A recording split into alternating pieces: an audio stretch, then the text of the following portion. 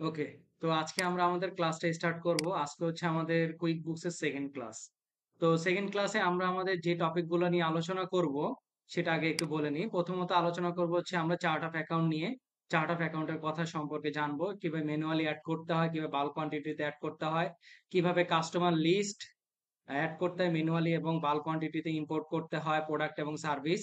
এবং আমাদের গুরুত্বপূর্ণ আজকের দিনের টপিক হচ্ছে estimate, invoice, credit note, receive payment, sales receipt, refund receipt নিয়ে আলোচনা করব। তারপরে হচ্ছে রিপোর্ট সেকশনটাকে নিয়ে আলোচনা করব আজকে আমরা। তো chart of account, chart of account আমরা কোথায় পাবো? চার্ট অফ অ্যাকাউন্ট পাবো আমরা দুইটা জায়গায় বা তিনটা জায়গায়। সেটা মাই অ্যাপস এর আন্ডারে, অ্যাকাউন্টিং এর আন্ডারে গেলেও আমরা চার্ট অফ অ্যাকাউন্ট খুঁজে পাবো। অথবা গিয়ার আইকন থেকে আমরা যদি গিয়ার কোম্পানির আন্ডারে চলে যাই তাহলেও সেখানে চার্ট অফ অ্যাকাউন্ট পাবো। এখন চার্ট অফ অ্যাকাউন্ট বলতে আমরা কি বুঝবো? চার্ট অফ অ্যাকাউন্ট, তো চার্ট অফ অ্যাকাউন্টটা হচ্ছে আমার একটা প্রতিষ্ঠানের লেজার অ্যাকাউন্ট, যে লেজার অ্যাকাউন্ট গুলো আমরা প্রতিনিয়ত মেনটেন করে থাকি। এখন লেজার অ্যাকাউন্ট আমাদের প্রতিষ্ঠানের সব থেকে গুরুত্বপূর্ণ এই কারণেই, কারণ এগুলো যদি আমরা সঠিকভাবে না দেখাতে পারি তাহলে আমার প্রতিষ্ঠানের ফাইন্যান্সিয়াল পজিশন গুলো আমরা সঠিকভাবে দেখাতে পারবো না। তো আমি সবগুলা লেজার অ্যাকাউন্টকে বেসিক্যালি দুইটা ভাগে ভাগ করবো, একটা হচ্ছে ব্যালেন্স শিট আইটেম, একটা হচ্ছে প্রফিট অ্যান্ড লসের আইটেম। এখন বাই ডিফল্ট কুইকবুকস আপনাকে কিছু চার্ট অফ অ্যাকাউন্ট প্রোভাইড করে দিবে বাই ডিফল্ট।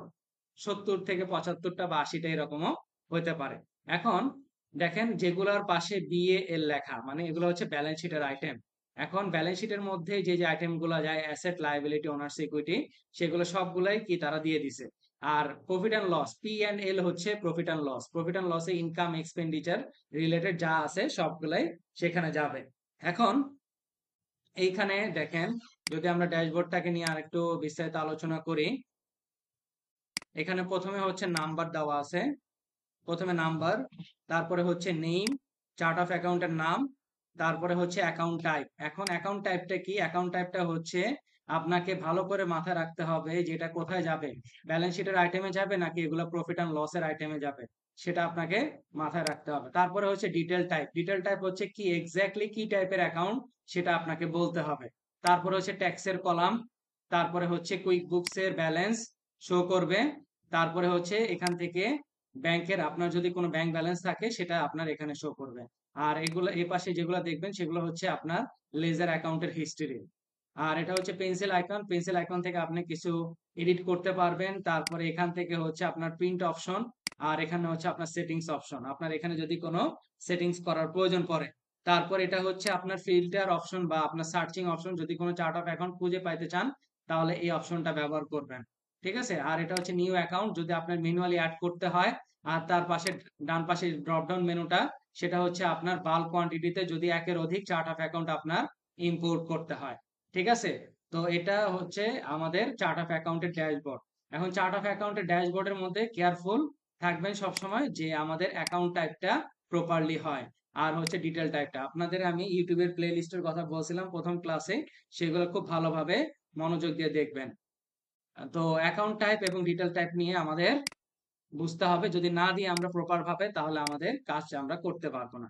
আপনাদের গত ক্লাসে যে ফোল্ডারটা আপনাদের সাথে শেয়ার করছিলাম, সেই ফোল্ডারের মধ্যে অ্যালার্গেন ডাটাবেজ নামক একটা ডাটাবেজ আছে। সে ডাটাবেজের মধ্যে নিচের দিকে গেলে আপনারা পাবেন চার্ট অফ অ্যাকাউন্টের লিস্ট গুলা, আপনার নিচের দিকে পাবেন। তো আসেন আমরা এক এক করে চার্ট অফ অ্যাকাউন্ট গুলাকে অ্যাড করার চেষ্টা করব। প্রথমত অ্যাড করব হচ্ছে Wells Fargo. Wells Fargo chart of account add করব, নিউ অ্যাকাউন্টে চলে যাব। নিউ অ্যাকাউন্টে ক্লিক করলে অ্যাকাউন্ট নেমে চলে যাব। এখন আসেন অ্যাকাউন্ট নাম্বার। অ্যাকাউন্ট নাম্বার এক একটা প্রতিষ্ঠানে এক এক ধরনের অ্যাকাউন্ট নাম্বার থাকে। অ্যাকাউন্ট নাম্বার কেন ব্যবহার করা হয়? যাতে আপনি সহজেই চার্ট অফ অ্যাকাউন্ট গুলাকে খুঁজে পেতে পারেন। তো এই নাম্বারগুলা বিভিন্ন ধরনের হইতে পারে। আমি আপনাদের ফার্স্ট অ্যাসাইনমেন্টের যে ফোল্ডার ছিল সেখানে আমি চার্ট অফ অ্যাকাউন্ট হেল্প নামে একটা ফোল্ডার আপনাদের সাথে শেয়ার করছিলাম। সেখানে বলা ছিল গ্যাপ স্ট্যান্ডার্ড অনুযায়ী নর্মালি অ্যাসেট 1 দ্বারা স্টার্ট হয়, লায়াবিলিটি হয় 2 দ্বারা, ইকুইটি হয় হচ্ছে 3, ইনকাম হয় 4, কস্ট অফ গুডস সোল্ড হয় 5 এবং অন্যান্য বাকি যে খরচ 6 7 8 9 এভাবে স্টার্ট হয়। এমন না যে এটাই ফলো করতে হয়। একটা প্রতিষ্ঠানের নিজস্ব কিছু চার্ট অফ অ্যাকাউন্টের তালিকা থাকে, সেই অনুযায়ী তারা ব্যবহার করতে পারে। আচ্ছা, যেহেতু এটা আমার জন্য অ্যাসেট, তাহলে আমি 1000 দিয়ে স্টার্ট করলাম। কেমন? 1000 দিয়ে স্টার্ট করার কারণে আমি অনেকগুলো চার্ট অফ অ্যাকাউন্ট ব্যবহার করতে পারবো। এবার আসেন অ্যাকাউন্ট টাইপ। অ্যাকাউন্ট টাইপ আমরা নরমালি, আমি কি বলছিলাম, অ্যাকাউন্ট টাইপ হচ্ছে যে আপনার এই আইটেমটা আপনি কোথায় দেখাবেন, ব্যালেন্স শিটে দেখাবেন না প্রফিট অ্যান্ড লসে দেখাবেন। ব্যালেন্স শিটের জন্য আপনার কি কি প্রয়োজন? অ্যাসেট, লায়াবিলিটি, ওনার সিকিউরিটি। এখন দেখেন, অ্যাসেটের মধ্যে আবার ডিফারেন্ট ক্যাটাগরি থাকে, আমরা সবাই জানি। ফিক্সড অ্যাসেট থাকে, কারেন্ট অ্যাসেট থাকে, তাই না? এছাড়াও আরো অনেক ক্যাটাগরি থাকে, কিন্তু এইখানে কুইক বুকস এর ক্যাটাগরিটা একটু ডিফারেন্ট। এখানে আপনি যদি প্রপার অ্যাকাউন্ট টাইপ না দেন, তাহলে কিন্তু আপনার সঠিক ডিটেল টাইপ আসবে না। ঠিক আছে? প্রপার অ্যাকাউন্ট টাইপ দিলেই কিন্তু আপনার ডিটেল টাইপ আসবে। এখন এই জিনিসটা একটু খেয়াল করেন। এটা হচ্ছে একটা bank account. Wells Fargo checking account মানে কারেন্ট অ্যাকাউন্ট। তো কারেন্ট অ্যাকাউন্টে এটা কি আমার কারেন্ট অ্যাসেট হওয়ার কথা, স্বাভাবিক অর্থে আমরা বুঝি। এখন যদি আমি কারেন্ট অ্যাসেটে চলে যাই, দেখেন এখান থেকে আমি কোথাও ব্যাংক খুঁজে পাবো না। এই যে দেখেন, কোনো ব্যাংক আমার কিন্তু নাই। তাহলে ব্যাংক কোথায় আছে? দেখেন, ব্যাংকের জন্য আলাদা তার অপশন দিয়ে রাখছে, ক্যাশ এন্ড ক্যাশ ইকুইভ্যালেন্ট। এই যে দেখছেন, ব্যাংক এখানে এক্সিস্ট করতেছে। তো আপনার প্রপার অ্যাকাউন্ট টাইপ না দিলে আপনার কখনোই ডিটেল টাইপ সঠিক আসবে না। আর প্রপার অ্যাকাউন্ট টাইপ না দিলে আপনার মানে ফাইন্যান্সিয়াল পজিশনে আপনার দেখাইতে সমস্যা হবে। আর ডিটেল টাইপ না দিলে আপনার সেকশন গুলো দেখাইতে প্রবলেম হবে। তো এখানে অ্যাসেটের মধ্যে তারা কি কি ভাগ করছে? প্রথমে ভাগ করছে হচ্ছে অ্যাকাউন্ট রিসিভেবল, ঠিক আছে? তারপরে current asset, cash and cash equivalent, fixed asset, non current asset. Normally আমরা অ্যাসেট সম্পর্কে জানি হচ্ছে ফিক্সড অ্যাসেট, কারেন্ট অ্যাসেট, তারপর কি ফিকটিশিয়াস অ্যাসেট, ইনটেনজিবল অ্যাসেট, তাই না? এইখানে দেখেন এরা এদের প্যাটার্ন অনুযায়ী তারা ভাগ করে নিছে সফটওয়্যারে। তারপরে আসেন অ্যাকাউন্টস পেয়েবল। এরপর কারেন্ট লায়াবিলিটির মধ্যে current liability, credit card, accounts payable. নন কারেন্ট লায়াবিলিটি, নন কারেন্ট মানে কি আমরা জানি হচ্ছে যেটা লং টার্ম লায়াবিলিটি আমাদের জন্য, দীর্ঘমেয়াদী। এরপর আসেন ওনার্স ইকুইটি। এরপরে ইনকাম, দেখেন ইনকামের মধ্যে তারা দুইটা ভাগ করছে, ইনকাম, আদার ইনকাম। আর এক্সপেন্সের মধ্যে তারা ভাগ করছে cost of sales, expense, other expense. ঠিক আছে? আমি যে প্লে লিস্টের কথা বলছি সবগুলো আমি বিস্তারিত আলোচনা করছি। যাদের এই সম্পর্কে, চার্ট অফ অ্যাকাউন্ট সম্পর্কে এখন পর্যন্ত নলেজের ঘাটতি আছে, তাদেরকে যে বইটা সাজেস্ট করছি, সেখানে তো বইটা আপনারা পড়তে পারেন, অথবা আপনারা নেট থেকে প্রত্যেকটা জিনিস সম্পর্কে আইডিয়া নিতে পারেন। ঠিক আছে?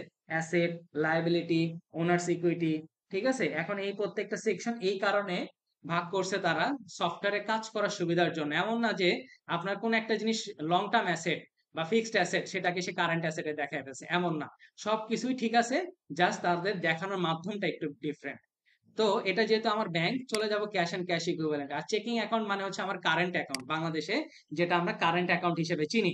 তো এখানে দেখেন cash and cash equivalent, cash on hand, client trust account, money market account, তারপরে কি bank rent held in trust, savings account.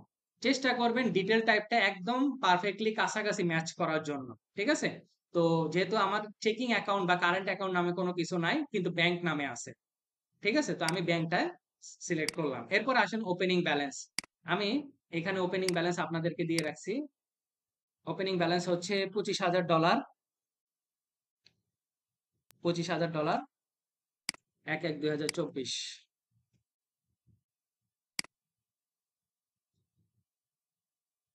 ওকে। অবশ্যই কেয়ারফুল থাকবেন। ওপেনিং ব্যালেন্স এবং ওপেনিং ডেট পরবর্তীতে চেঞ্জ করা যাবে না। ওপেনিং ব্যালেন্স এবং ওপেনিং ডেট পরবর্তীতে চেঞ্জ করা যাবে না। দিয়ে আমি এটাকে সেভ করে দিব।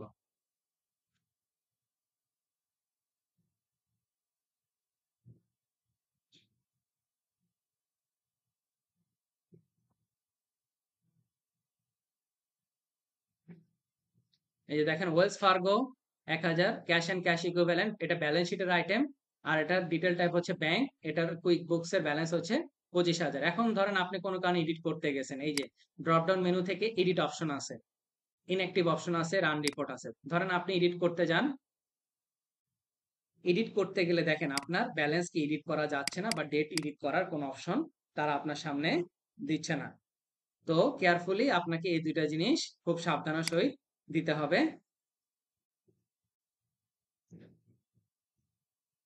এখন যদি কোনো কারণে আপনার মনে হয় যে না, আপনি কাজ করতেছেন হঠাৎ ভুলবশত হয়ে যায়, আমি এখন যেটা দেখাবো সেটা হচ্ছে ব্যাড প্র্যাকটিস। এটা করা যাবে না সব সময়, ঠিক আছে? আর যদি রিকনসিলিয়েশনের পরে করেন বা রিকনসিলিয়েশন সময় করেন, তাহলে এটা কিন্তু রিকনসিলিয়েশন আপনার মিলবে না। এই জন্য দেখেন, আমার এখনই আমি দেখলাম যে না, আমার এই জিনিসটা আমি হঠাৎ করে ইনপুটটা ভুল করছি। তখন এক্ষেত্রে অপশন কি, ডিলিট করব না, ডিলিট না করে আমি অ্যাকাউন্ট হিস্ট্রিতে চলে যাব, মানে আমার লেজার অ্যাকাউন্টে চলে যাব। যাওয়ার পরে এইখান থেকে এই যে দেখেন, এখান থেকে আমি এটা ক্লিক করে এডিট করবো। এই যে আর, আর মানে এখন সে কি রিকনসাইলড অবস্থায় আছে, ঠিক আছে? মানে বাই ডিফল্ট আপনি যখন ওপেনিং ব্যালেন্স দিবেন, তখন সে অটোমেটিক্যালি রিকনসিলেশন করে ফেলে। এই যে দেখেন, ওপেনিং ব্যালেন্স ইকুইটি 25,000। এখন এখান থেকে আপনি ডেট, অ্যামাউন্ট সবই চেঞ্জ করতে পারবেন, ঠিক আছে? তবে এটা না করার জন্য সাজেশন দিব আপনাদের। তাহলে আমরা প্রথমে আমাদের একটা ব্যাংকে অ্যাড করলাম, ওয়েলস ফার্গো ব্যাংক অ্যাকাউন্ট বা চেকিং অ্যাকাউন্ট আমরা অ্যাড করলাম। এখন আসেন আমরা নেক্সট আরেকটা ব্যাংক অ্যাড করব, bank of America savings account, $10,000। তো আবার চলে যাব নিউ অ্যাকাউন্টে,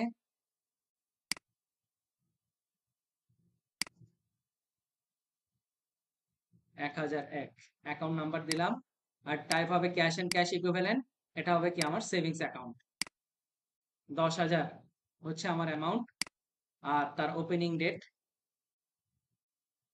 1/1/2024 দিয়ে আমি এটাকে সেভ করে দিব।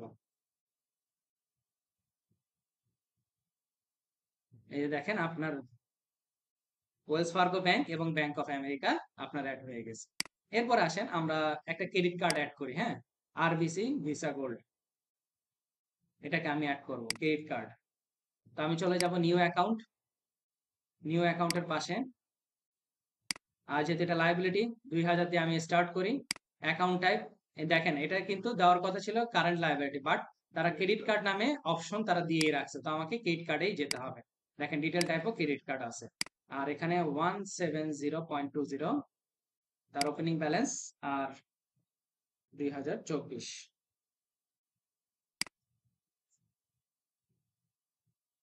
তো ক্রেডিট কার্ডটা আমরা এখানে সেভ করে ফেললাম। দেখেন RBC visa gold credit card, credit কার্ডের অ্যামাউন্ট তার হচ্ছে অ্যামাউন্টটা 170.20। এরপর আসেন, আপনারা এখানে দেখবেন আপনাদের এখানে যে যে চার্ট অফ অ্যাকাউন্ট গুলো আছে, সেই চার্ট অফ অ্যাকাউন্ট গুলা যদি থাকে তাহলে আর অ্যাড করার দরকার নাই, যদি না থাকে তাহলে অ্যাড করবেন। এরপর আসেন আমি একটা এক্সপেন্স অ্যাড করে দেখাই আপনাদের, হ্যাঁ। এগুলো কেন অ্যাড করবেন, আপনার বিজনেস চালাইতে হবে না? বিজনেস চালাতে গেলে আপনার মানে আর কি, দিন শেষে আপনি কি দেখবেন, রিপোর্ট দেখবেন না? হ্যাঁ, রিপোর্ট দেখার জন্য রিপোর্টে কি দেখবেন, রিপোর্টে কি দেখে বেসিক্যালি? দেখেন আমরা পেরোল এক্সপেন্সটা নিয়ে আমি একটু দেখি। পেরোল এক্সপেন্স নামে অলরেডি তারা একটা এক্সপেন্স অ্যাড করে রাখছে, তো আমি এটার একটা অ্যাকাউন্ট নাম্বার দিব, ঠিক আছে? অ্যাকাউন্ট নাম্বার দিব, দেখেন এটা দিলাম 6,000। সাব অ্যাকাউন্ট, অনেকের মনে প্রশ্ন আসে যে স্যার সাব অ্যাকাউন্ট কিভাবে করে বা একটা অধীনস্থ অ্যাকাউন্ট কিভাবে করে, সেটা আমরা দেখব। তাহলে পেরোলের আন্ডারে এখানে তিনটা অ্যাকাউন্ট আপনারা করবেন, একটা হচ্ছে স্যালারি অ্যান্ড ওয়েজেস, একটা হচ্ছে হেলথ ইন্স্যুরেন্স, একটা হচ্ছে পেরোল ট্যাক্স। এই তিনটা আপনারা করবেন। ধরেন আমি হেলথ ইন্স্যুরেন্স নামে একটা সাব অ্যাকাউন্ট করব পেরোল এক্সপেন্সের আন্ডারে। তো আমি চলে যাব নিউ অ্যাকাউন্ট, নিউ অ্যাকাউন্টের পাশে অ্যাকাউন্ট নেমটা দিব, অ্যাকাউন্ট নাম্বার 6,001 দিলাম, অ্যাকাউন্ট টাইপ, এখন পেরোল এক্সপেন্স, তো এটা এক্সপেন্স পড়বে না আদার এক্সপেন্সে পড়বে, আমরা একটু চেক করবো। এক্সপেন্সে পড়লে আমরা দেখবো এই যে ইন্স্যুরেন্স আছে, ওকে। তো এখানে আমাকে দিতে হবে make this sub account, sub account হিসেবে ক্রিয়েট করব। তাহলে অবশ্যই তার একটা প্যারেন্ট অ্যাকাউন্ট বা মূল অ্যাকাউন্ট হিসেবে থাকতে হবে। সেটা কি পেরোল এক্সপেন্স, তাই না? 6,000 দিয়ে আমি এটাকে সেভ করব। তাহলে দেখেন একটু ভালো করে যদি আমরা এই জায়গাটা খেয়াল করি, সাব অ্যাকাউন্ট বোঝার উপায় কি, এখান থেকে আমার মূল অ্যাকাউন্টটা স্টার্ট হয়েছে, আর আমার সাব অ্যাকাউন্টটা স্টার্ট হয়েছে হচ্ছে একটু ডান পাশে সরে গিয়ে আমার সাব অ্যাকাউন্টটা স্টার্ট হয়েছে। তাহলে এইখানে যে একটা অনাকাঙ্ক্ষিত গ্যাপ বা যে ইয়াটা সৃষ্টি হয়েছে, এটা দ্বারা আমাকে বুঝতে হবে এটা হচ্ছে এই অ্যাকাউন্টের একটা অধীনস্থ অ্যাকাউন্ট বা সাব অ্যাকাউন্ট, ঠিক আছে? এইভাবে আমরা সাব অ্যাকাউন্ট করতে পারি।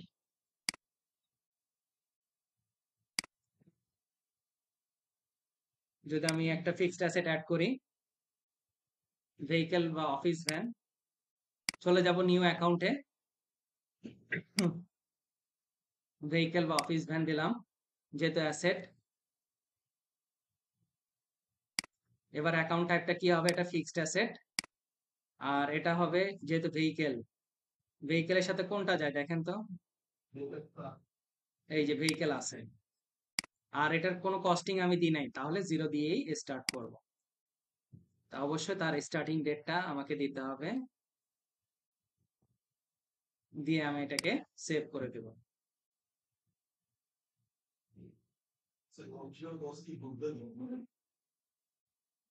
Costing price. ওকে, এই যে ভেহিকেল আমার অ্যাড হয়ে গেছে। তো এখন আপনি চাচ্ছেন যে কলাম গুলাকে এডিট করার জন্য, তাহলে আমরা ম্যানুয়ালি অ্যাড দেখে ফেললাম। এবার কলাম গুলাকে আমরা এডিট করব কিভাবে? সেটিংস অপশনে যাব, সেখান থেকে আপনি কি কি টাইপের কলাম চাচ্ছেন। আমি চাচ্ছি না এই যে ট্যাক্সের যে এক্সট্রা কলামটা, এটা দেখতে চাচ্ছি না। জাস্ট এটাকে আনচেক করে দিব, দেখেন আমার এখান থেকে চলে গেছে।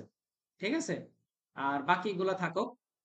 Number, name, account type, detail type, quick books এর ব্যালেন্স, আর যদি ব্যাংকের ব্যালেন্স থাকে সেটা এখানে শো করবে। আরেকটা জিনিস আমি চাচ্ছি, স্ক্রিনটাকে ছোট করে নিতে হবে। এক পেজে আমার যাতে 200টা চার্ট অফ অ্যাকাউন্ট থাকে, সেই স্টাইলে আমি দিতে চাইবো। তো 200 আমি সিলেক্ট করলাম। এরপরে আপনার প্রিন্ট করার প্রয়োজন পড়লে জাস্ট এখান থেকে প্রিন্ট অপশনে চলে যাবেন। এই যে দেখেন আপনার টোটাল জিনিসটা প্রিন্ট আউট হয়ে চলে আসবে বা পিডিএফ আকারে ডাউনলোড হবে। এখন আমরা তো দেখলাম ম্যানুয়ালি অ্যাড করা বা ইন্ডিভিজুয়াল একটা একটা করে চার্ট অফ অ্যাকাউন্ট অ্যাড করা। এখন যদি আমাকে বাল্ক কোয়ান্টিটিতে চার্ট অফ অ্যাকাউন্ট অ্যাড করার প্রয়োজন পড়ে, তখন সেক্ষেত্রে আমরা কি করব? নিউ অ্যাকাউন্টের পাশে ড্রপ ডাউন মেনু থেকে আমরা চলে যাব হচ্ছে ইম্পোর্ট অপশনে।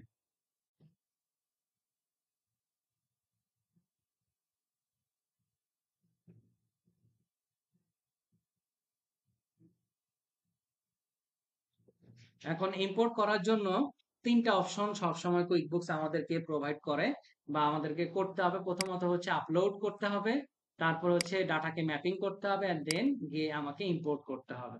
এখন আপলোড করার জন্য আপনাকে এখানে তারা অপশন দিছে হচ্ছে দুইটা, একটা সিএসভি আর এক্সেল ফাইল, আর একটা হচ্ছে গুগল শিট।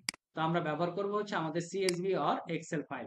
তো যখনই আপলোড করবেন তাদের প্যাটার্ন তো আমাকে বুঝতে হবে, সেই জন্য আগে সবার আগে কি করতে হবে? Download sample file. এখানে তারা একটা হাইপার লিঙ্ক দিয়ে দিছে এই কারণে যে তাদের ফরম্যাটটা আপনাকে জানানোর জন্য। তো এটাকে ওপেন করে নিবেন। ওপেন করলে আপনি তাদের ফরম্যাট সম্পর্কে একটা আইডিয়া পাবেন।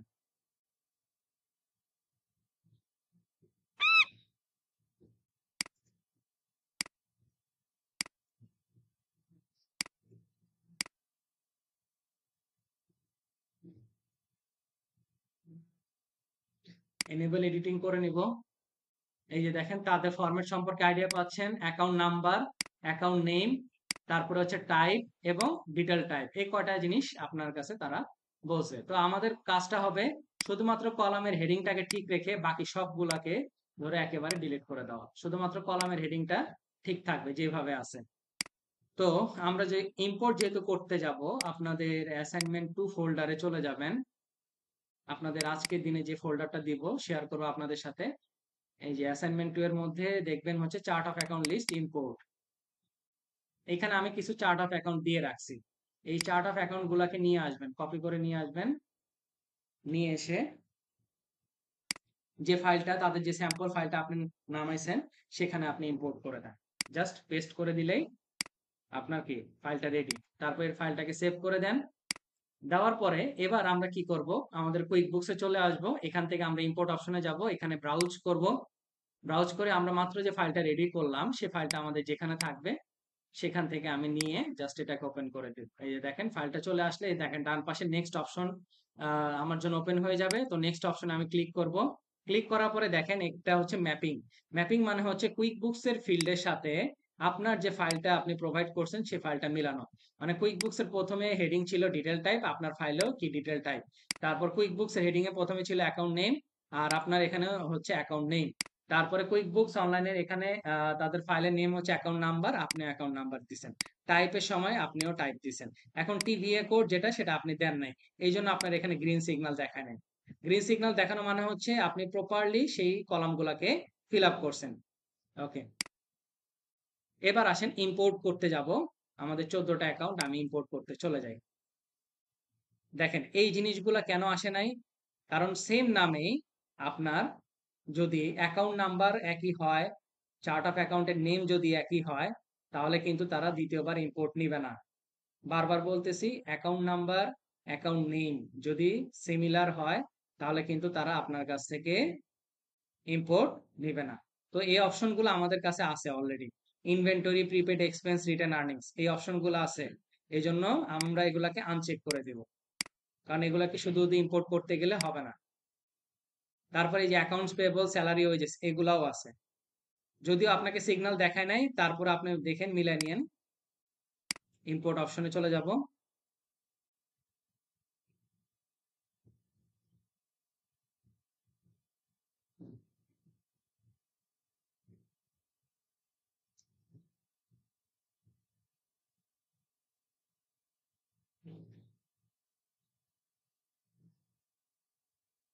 একটু রিলোড দিয়ে নিই।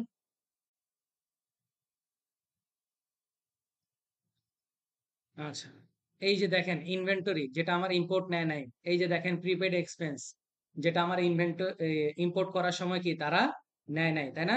আরো আছে, দেখাচ্ছি আপনাদের। রিটেন আর্নিংসও কি ওই সময় নেয় না, এই যে দেখেন রিটেন আর্নিংস, দেখছেন?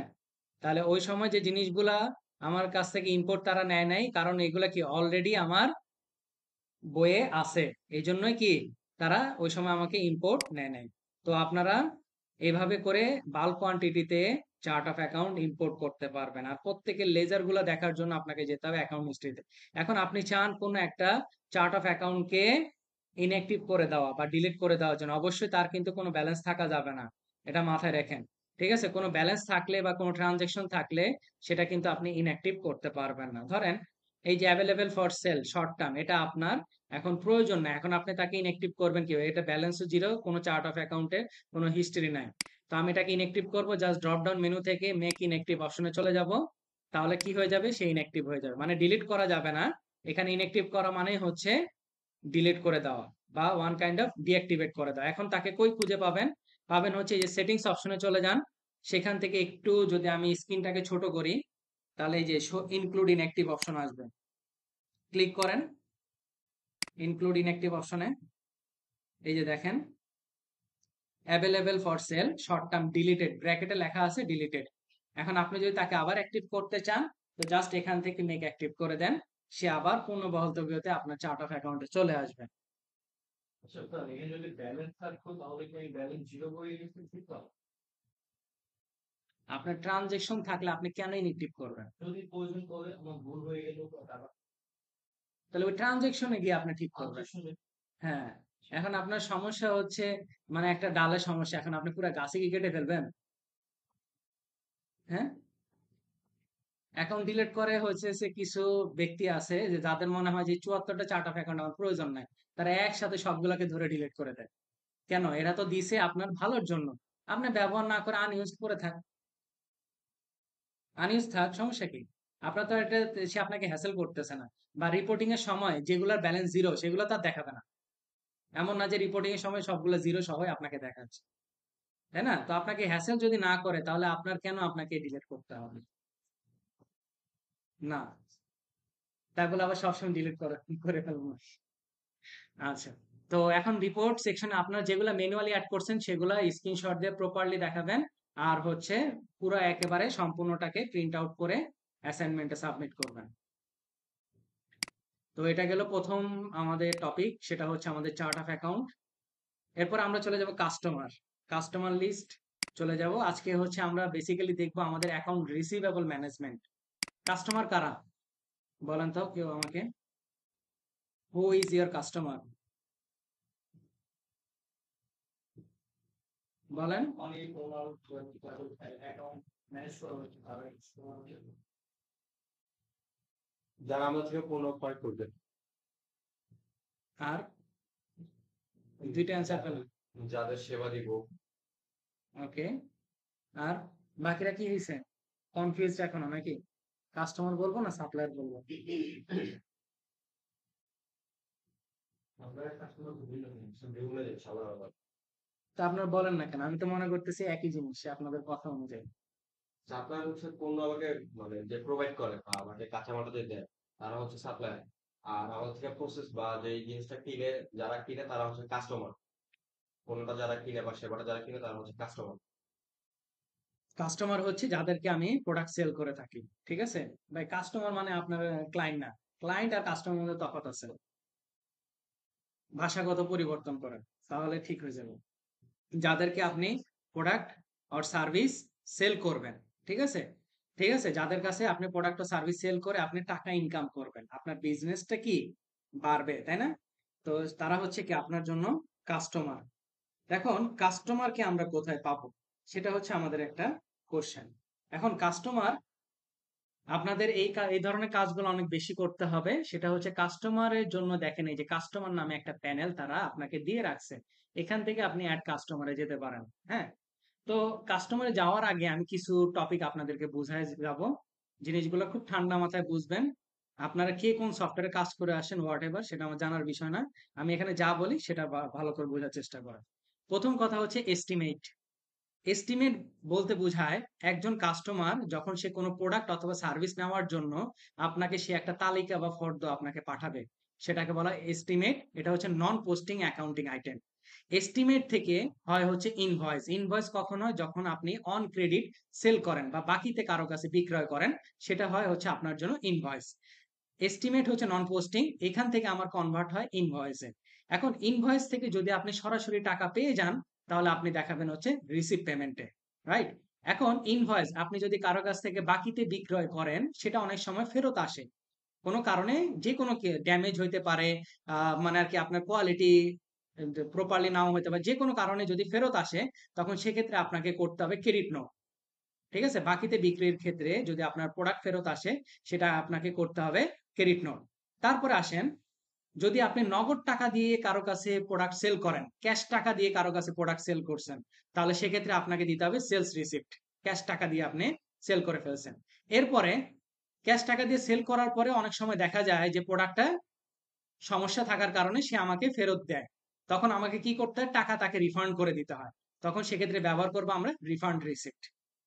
আর এস্টিমেট আর সেলস অর্ডার মধ্যে একদম সূক্ষ্ম একটা পার্থক্য আছে। এস্টিমেট হচ্ছে যে পরবর্তীতে আমার ইনভয়েস হইতেও পারে, নাও হইতে পারে, বা আমি এটাকে চাইলে রিজেক্ট করে দিলাম। যে আমার কোন একজন কাস্টমার আমাকে পাঠাইলো, একটা ফর্দ পাঠাইলো যে আমি আমার কাছ থেকে সেই প্রোডাক্ট কিনতে চায়, কেনার জন্য আমি তাকে মানা করে দিলাম বা তাকে আমি নাও দিতে পারি। এখন সেলস অর্ডার হইতেছে এমন একটা চুক্তি যেখানে আপনি এনশিওর থাকেন এটা ইনভয়েসে কনভার্ট হবেই। মানে এইখানে আর কোনো মানে পার্সিয়ালি করার সুযোগ নাই। যেমন হইতেছে এস্টিমেটে ধরেন 50%, 60% বা 70% সেল করার একটা সুযোগ থাকে, কিন্তু সেলস অর্ডারের ক্ষেত্রে সেই জিনিসটা থাকে না। ঠিক আছে? তারপর কাস্টমারের যদি আপনি স্টেটমেন্ট দেখতে চান, আপনার ইন্ডিভিজুয়াল কাস্টমারের স্টেটমেন্ট, তখন আমরা দেখবো হইতেছে কাস্টমার স্টেটমেন্ট। তাহলে এরপর আসেন, ডিলেট চার্জ এবং ডিলেট ক্রেডিট এই দুইটা ইউনিক জিনিস। এটা বাহিরের শুধুমাত্র ইউএসএ আর অস্ট্রেলিয়াতে কিছু কিছু জায়গায় ব্যবহার হয় এই জিনিসটা। এখন আপনাদেরকে বলার পর আপনারা বলবেন যে ভাই এই জিনিসটা হইতেছে কেন আমরা করব, তাই না? জিনিসটা আগে বুঝেন। ধরেন কোনো কারণে আপনার 10টা প্রোডাক্ট আপনার ক্লায়েন্ট আপনাকে বলল বা আপনার কাস্টমার আপনাকে বলল যে আমি নভেম্বর মাসের 10 তারিখে আপনার কাছ থেকে 10টা প্রোডাক্ট আমি কিনবো। ঠিক আছে? কিনার জন্য আপনি একটা কি করলেন? ডিলেট চার্জ করে রাখলেন যে 10টা প্রোডাক্ট সে নিবে। এখন by any chance, by any chance সে আপনাকে 10 তারিখের আগেই ফোন করে বলল যে আমি 10টা কিনবো না, আমি আপনার কাছ থেকে 8টা কিনবো। তাহলে 2টা আপনাকে কি মাইনাস করে দিতে হবে না? এখন ডিলেট চার্জটা হচ্ছে আমার নন পোস্টিং অ্যাকাউন্টিং আইটেম, মানে এটা অ্যাকাউন্টিং এ হিট করে না। এটা জাস্ট লাইক অ্যাজ একটা টেমপ্লেটের মতো, টেমপ্লেট আকারে থাকে। এটাকে জাস্ট ইনভয়েসে কনভার্ট করলে তারপরে গিয়ে সেটা ইম্প্যাক্ট পড়ে, এই ছাড়া পড়ে না। ঠিক আছে? তো যেহেতু আমার নন পোস্টিং এ আমি কাজটা করছি, তাহলে আমাকে কমাইতে হলে নন পোস্টিং এর একটা আইটেম ব্যবহার করেই কমাইতে হবে। তখন সেক্ষেত্রে আমাকে ব্যবহার করতে হবে ডিলেট ক্রেডিট। ওই দুইটা আইটেম যে আমি বাদ দিব, তার জন্য আমাকে ডিলেট ক্রেডিট করতে হবে। এখন আপনার কাছে প্রশ্ন আসতেই পারে যে তাহলে তো আমি 8টার জন্য আগেই করতে পারতাম, কেন আমি 10টা করলাম? তাই না? এখন এরকম তো আমরা জানি না ফিউচারিস্টিক ঘটনা যে আমরা 8টাই সে আমার কাছ থেকে নিবে। সে আমাকে বলছে যে প্রথমে বলছে যে 10টাই নিবে। এই জন্য আমি 10টার জন্য খুব সুন্দরভাবে টেমপ্লেট রেডি করে রাখছি। কিন্তু এর পরবর্তী যে ওই যে ফেরতের যে কাজটা সে আমাকে পরে বলছে, যদি ইনস্ট্যান্ট বলতো তাহলে তো আমি 8টার জন্য করে ফেলতাম। ঠিক আছে? যেহেতু নন পোস্টিং আইটেম ডিলেট চার্জ, তো নন পোস্টিং দিয়ে আমাকে কমানোর জন্য কাজ করতে হবে ডিলেট ক্রেডিট। আর অ্যাড কাস্টমার, আমরা যদি কাস্টমারকে অ্যাড করি তাহলে আমাদের কাস্টমার হিসেবে অ্যাড হবে। তো এই কাস্টমার প্যানেলে প্রত্যেকটা অপশন বুঝছেন সবাই? ওকে, এবার আসেন আমরা কাস্টমার অ্যাড করব। তো এটার জন্য মাই অ্যাপস এর আন্ডারে চলে যাব, সেখান থেকে চলে যাব sales and get paid, sales transaction. যাদের নতুন ইন্টারফেস আসে নাই তারা আমার পুরনো ভিডিওগুলো চ্যানেলের থেকে দেখে নেবেন ক্লাসের রেকর্ড অনুযায়ী, বা যদি কোনো সময় কোনো অপশন না খুঁজে পান এই যে এখান থেকে সার্চ বারে গেলেও খুঁজলে পাবেন। আচ্ছা, আমি চলে যাব হচ্ছে কাস্টমার হাবে, সরি কাস্টমার হাব থেকে কাস্টমারে চলে যাব। কাস্টমার হাব থেকে কাস্টমারে চলে যাব, এখানে তারা ভিডিও দিয়ে রাখছে, সেই ভিডিওটা আপনারা দেখতে পারেন। তো আমি প্রথমে চলে যাব হচ্ছে ইম্পোর্ট কাস্টমার, সরি ইম্পোর্ট না, ম্যানুয়ালি আগে কাজ করে দেখেন। অ্যাড কাস্টমারে চলে যাই। এখানে আপনার সামনে তারা একটা বিশাল বড় একটা ফর্ম আপনাকে ফিল আপ করতে বলছে। Title, first name, last name, middle name, suffix, company name, display name, email, phone number, mobile, fax, website, billing address, shipping address. Billing address আর শিপিং অ্যাড্রেসের মধ্যে তফাৎ কি? স্যার বিলিং অ্যাড্রেস হচ্ছে যে বিলটা যেখানে যাবে, যেমন হচ্ছে একটা কোম্পানির মাল যাবে হচ্ছে সাভার, কিন্তু হচ্ছে ওটার হেডকোয়ার্টার হচ্ছে গুলশান, তো বিলটা যাবে হচ্ছে গুলশান আর মালটা যাবে শিপিং হচ্ছে যাবে সাভার। মানে আমি বিল করব যেখান থেকে, আমার অফিসিয়াল অ্যাড্রেস, সোজা কথা, সেটা হচ্ছে আমার বিলিং অ্যাড্রেস। আর শিপিং অ্যাড্রেস হচ্ছে আমার যেটা ওয়্যার হাউস, যেখান থেকে আমার প্রোডাক্টটা কি হবে, ডেলিভারি হবে। এন্ড অনেক সময় দেখা যায় যে বিলিং অ্যাড্রেস আর শিপিং অ্যাড্রেস একই থাকে, এই যে তখন সেক্ষেত্রে জাস্ট এই অপশনটা ব্যবহার করুন। তারপরে হচ্ছে নোট, যদি কাস্টমার রিলেটেড কোনো নোট ব্যবহার করার প্রয়োজন পড়ে, তারপর যদি কাস্টমারের কোনো ভিজিটিং কার্ডের ছবি থাকে, আপনি যদি মনে করেন অ্যাটাচ করে দিবেন, এখান থেকে অ্যাটাচ করতে পারেন। তারপর পেমেন্ট, তার সাথে কিভাবে পেমেন্ট হয় সেটা বলে দিতে পারেন, opening balance, as of date. এখন কোনো কিছুই ম্যান্ডেটরি না, ম্যান্ডেটরি ফিল্ড একটা মাত্র ম্যান্ডেটরি, স্টার মার্ক দেওয়া, সেটা হচ্ছে কাস্টমার ডিসপ্লে নেম। এটা হচ্ছে আপনার জন্য কি ম্যান্ডেটরি। তো আসেন আমরা একজনের নামে অ্যাড করি,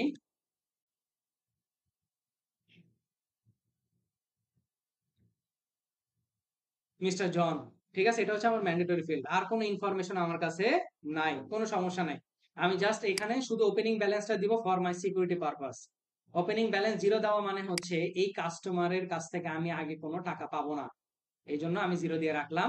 আর আমার ওপেনিং ডেটটাও যবে থেকে স্টার্ট হবে দিয়ে দেবো, 1/1/2024 দিয়ে আমি এটাকে সেভ করে দেবো। ওপেনিং ব্যালেন্স এবং ডেটটা দেওয়া হচ্ছে আমার সেফটির জন্য, আর কোনো কিছুই না। ম্যান্ডেটরি ফিল্ড হচ্ছে শুধুমাত্র আমার কি কাস্টমার ডিসপ্লে নেম যেটা।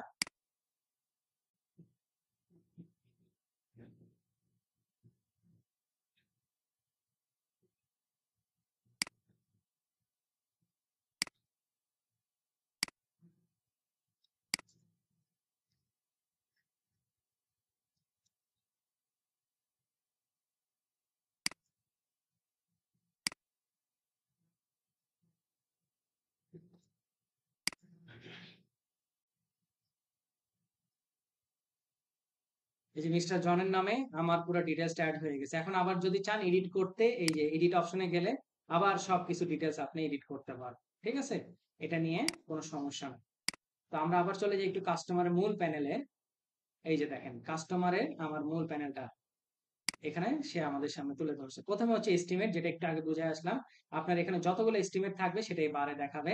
আনবিল্ড ইনকাম, ওভারডিউ ইনভয়েস এবং ওপেন ইনভয়েস, এই দুটার মধ্যে একটা সূক্ষ্ম পার্থক্য। ওভারডিউ ইনভয়েস মানে যে ইনভয়েসের মেয়াদ শেষ হয়ে গেছে সেটাকে বলা হইতেছে ওভারডিউ ইনভয়েস। আর ওপেন ইনভয়েসটা হইতেছে ইনভয়েস হয়েছে কিন্তু তার মেয়াদ এখনো শেষ হয় না, চলমান আছে, সেটাকে বলা হইতেছে ওপেন ইনভয়েস। তারপর ক্রেডিট, এরপরে হচ্ছে রিসেন্টলি পেইড, এই অপশনগুলো।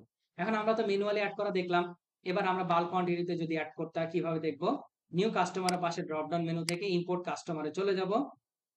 এই যে এখান থেকে সেম ভাবে দেখেন আগের মতোই আপলোড, ম্যাপ এবং ইম্পোর্ট।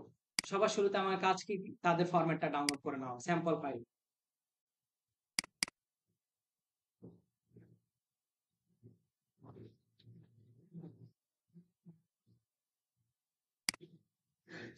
এটাকে এনেবল এডিটিং করে নিব, শুধু কলামের হেডিংটাকে ঠিক রেখে বাকি সবগুলোকে আমি ডিলিট করে দেব।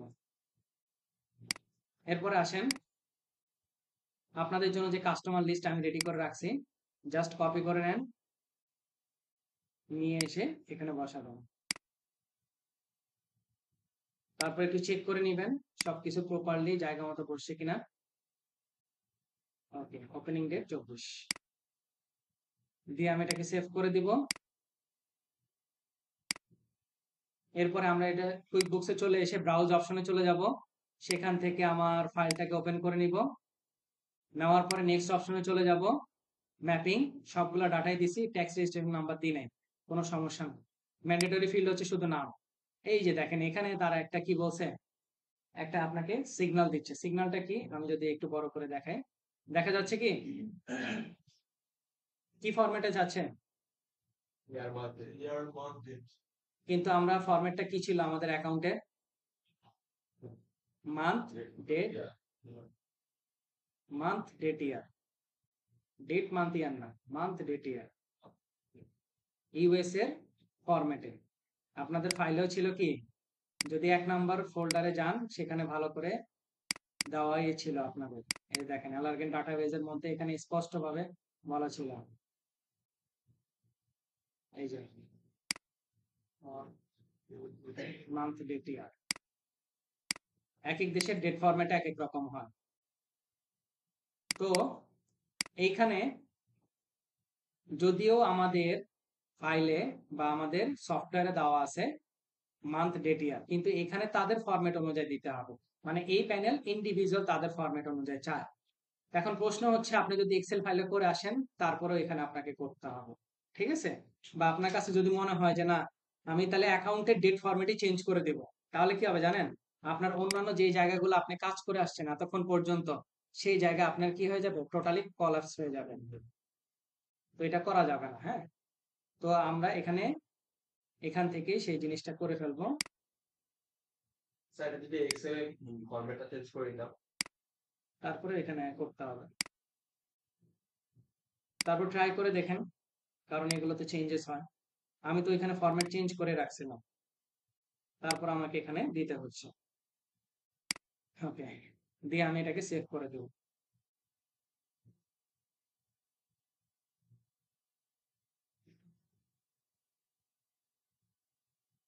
যদি ডেটটা সঠিকভাবে না দেন তাহলে সেই র্যান্ডমলি যে কোনো একটা ডেট করে নিব।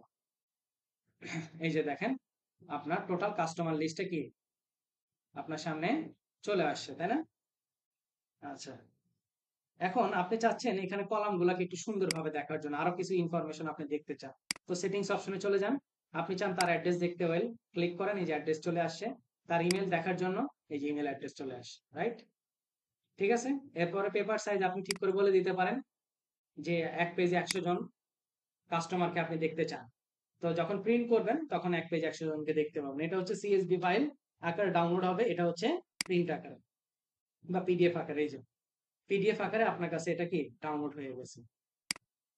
তো কথা কি, যে কারো ডিলিট করা যাবে না। এই যে দেখেন ওপেনিং ব্যালেন্স আছে, ওপেনিং ব্যালেন্স মানে কি, এই কাস্টমারের সাথে প্রিভিয়াসলি আমি তার কাছে কোনো টাকা পাই, তাই না, $400। এই যে দেখেন ওপেন ব্যালেন্স আকারে তারা শো করতেছে। এই যে দেখেন ট্রানজেকশন লিস্টে চলে আসেন। এখন দেখেন তো ডেট ফরম্যাট কিন্তু ওইটাই নিছে না, আগেরটা, হ্যাঁ, মান্থ ডেট ইয়ার, ওইটাই। ঠিক আছে। এখন ধরেন আমার এই যে মিস্টার জন, তাকে আমার প্রয়োজন নাই। এখন আমি তাকে কি করব, ডিলিট করার জন্য আমাকে কাজ করতে হবে। ড্রপ ডাউন মেনু থেকে অনেক কিছুই করা যায়। তো আমরা এখান থেকে কাজ করব না, আমরা জাস্ট ইনঅ্যাক্টিভ অপশনটা দেখে রাখি যে মেক ইনঅ্যাক্টিভ, তাহলে সে টোটালি একটা ইনঅ্যাক্টিভ হয়ে যাবে। তাহলে এখন তাকে খুঁজে পাবেন সেম ভাবেই, গিয়ার সরি মেনু আইকন থেকে সেটিংস, সেখান থেকে ইনক্লুড ইনঅ্যাক্টিভ, এই যে মিস্টার জন ডিলিটেড, অ্যাক্টিভ হয়ে গেছে। তো এখান থেকে অ্যাক্টিভ করে দেওয়ার সাথে সাথে আপনার কি এখানে সেটা কি ভিজিবল হয়ে যাবে। তো ম্যানুয়ালি যেগুলো করবেন ইন্ডিকেট করে দিবেন, আর টোটাল জিনিসটাকে প্রিন্ট আউট করে দেবেন অ্যাসাইনমেন্টে। এবার আসেন, হুম, আমি অপশনটা দেখায় রাখলাম, বলি নাই যে করতে হবে। এরপর আসেন আমরা চলে যাব হচ্ছে আমাদের প্র্যাকটিক্যাল কাজে। যাওয়ার আগে আপনাদেরকে ফাইলটা আগে বুঝাই নিই। আপনাদের যে সেকেন্ড অ্যাসাইনমেন্টের ফোল্ডার আছে সেখানে চলে যাবেন। আমরা এখন কাজ করব হচ্ছে এই পার্টটা নিয়ে, estimate, invoice, credit note, receive payment. আচ্ছা, আগে প্রোডাক্ট এন্ড সার্ভিস নিয়ে কাজ করি, নাহলে তো ঝামেলা হবে। Product and service, product and service, এই যে এখানেও আছে কিন্তু, এই যে দেখেন এই যে কাস্টমার প্যানেল এখানে আছে না, এখান থেকে রিচ আউট করতে পারেন। এই যে ইনভেন্টরি, ট্যাক্স, অনেক কিছু আপনার এখানে দেওয়া আছে। ওকে, আমরা প্রোডাক্ট এন্ড সার্ভিস নিয়ে কাজ করব। মাই অ্যাপস এর আন্ডারে sales and get paid option থেকে চলে যাব product and service.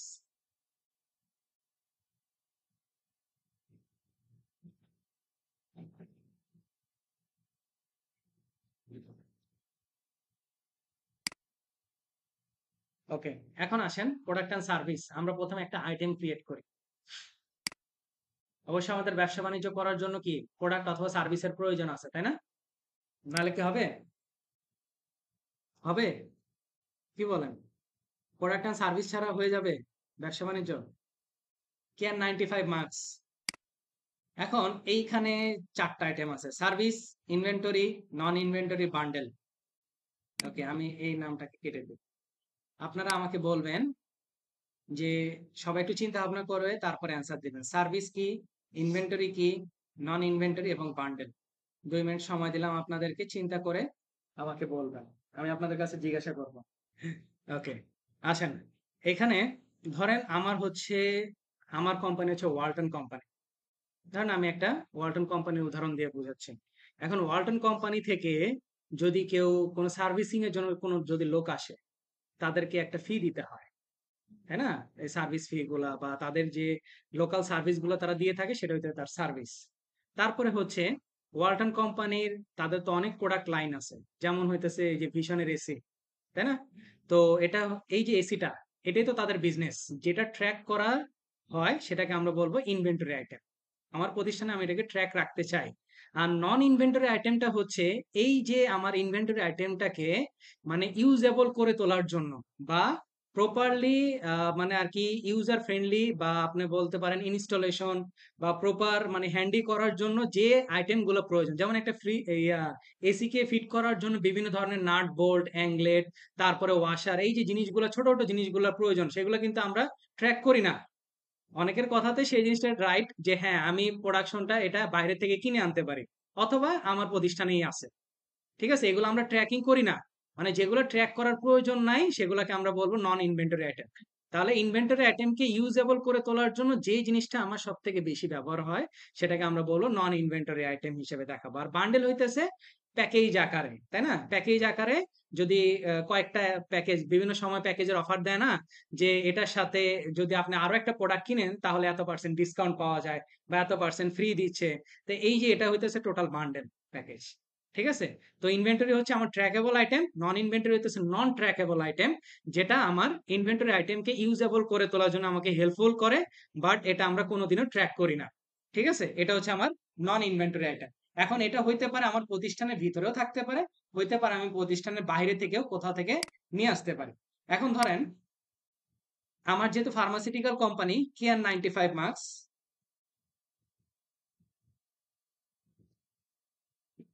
Care 95 marks সব থেকে জনপ্রিয় মার্কস ছিল, তাই না? করোনার সময় আপনি চাইলে এখান থেকে ছবিও অ্যাড করতে পারবেন। হ্যাঁ, আমার একটা স্টুডেন্ট, আমি মনে হয় কার একটা অ্যাসাইনমেন্ট দেখতেছিলাম, সে নাপা ট্যাবলেট অ্যাড করছিল, নাপা। পরে এখানে দেখি যে নাপার ছবি গুগল থেকে নামায় নিয়ে এসে সেখানে অ্যাড করে দিছে। ভালো, মানে আর কি সে প্রপার সবকিছু ইমপ্লিমেন্টেশন করতেছে। তারপর হচ্ছে ইনিশিয়াল কোয়ান্টিটি অন হ্যান্ড। আপনার হাতে এখন কত আছে, কয়টা কোয়ান্টিটি আপনার হাতে আছে সেটা আপনাকে বলতে হবে। তো ইনিশিয়াল কোয়ান্টিটি হ্যান্ড ধরলাম হচ্ছে আমার হাতে 15টা আছে। আর এটা অ্যাজ অফ ডেট 2024 থেকে আমার এটা কি কাউন্টিং হবে। অবশ্যই কেয়ারফুল, এগুলো কিন্তু পরবর্তী চেঞ্জ করা যাবে না। Quantity on hand, date. তারপর রিঅর্ডার পয়েন্ট। রিঅর্ডার পয়েন্ট হইতেছে আপনার যে পয়েন্টে আসলে আপনি পুনরায় ওই প্রোডাক্টটা ক্রয় করার জন্য আবার অর্ডার দিবেন। ঠিক আছে, পারচেজ ডিপার্টমেন্ট থেকে, সেটাকে বলা রিঅর্ডার পয়েন্ট। আমি ধরলাম 8টা থাকতেই আমি আবার পুনরায় কি অর্ডার দিব। আর যেহেতু এটা ইনভেন্টরি, তো এটার ইম্প্যাক্ট পড়বে ইনভেন্টরি অ্যাসেট নামক একটা অ্যাকাউন্টে। তারপরে অবশ্যই আমি এটাকে সেল করব, ইনভেন্টরি যেহেতু, তাহলে সেল করলাম হচ্ছে 250 টাকা করে আমি সেল করব। তাহলে এই 250 টাকা এটা কোথায় যাবে? সেলস অফ প্রোডাক্ট ইনকাম, যেহেতু আমি এটাকে ট্র্যাক করতেছি। তারপর এটা পারচেজ, পারচেজ ধরলাম 180 টাকা করে আমি কিনতেছি, তাহলে পারচেজটা সেটা যাবে কোথায়? কস্ট অফ সেলসে। ঠিক আছে, তাহলে এগুলো হচ্ছে প্রপার অ্যাকাউন্টিং।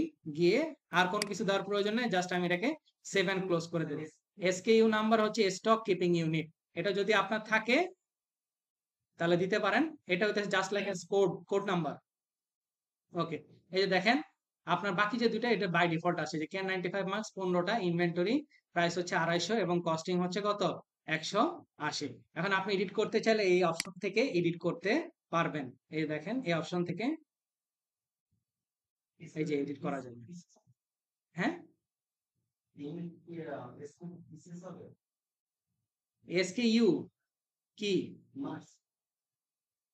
বুঝি নাই কথা, আরেকবার বলেন। স্টক কিপিং ইউনিট মানে এটা হইতেছে একটা code number, tracking code number. Okay, এখন আমরা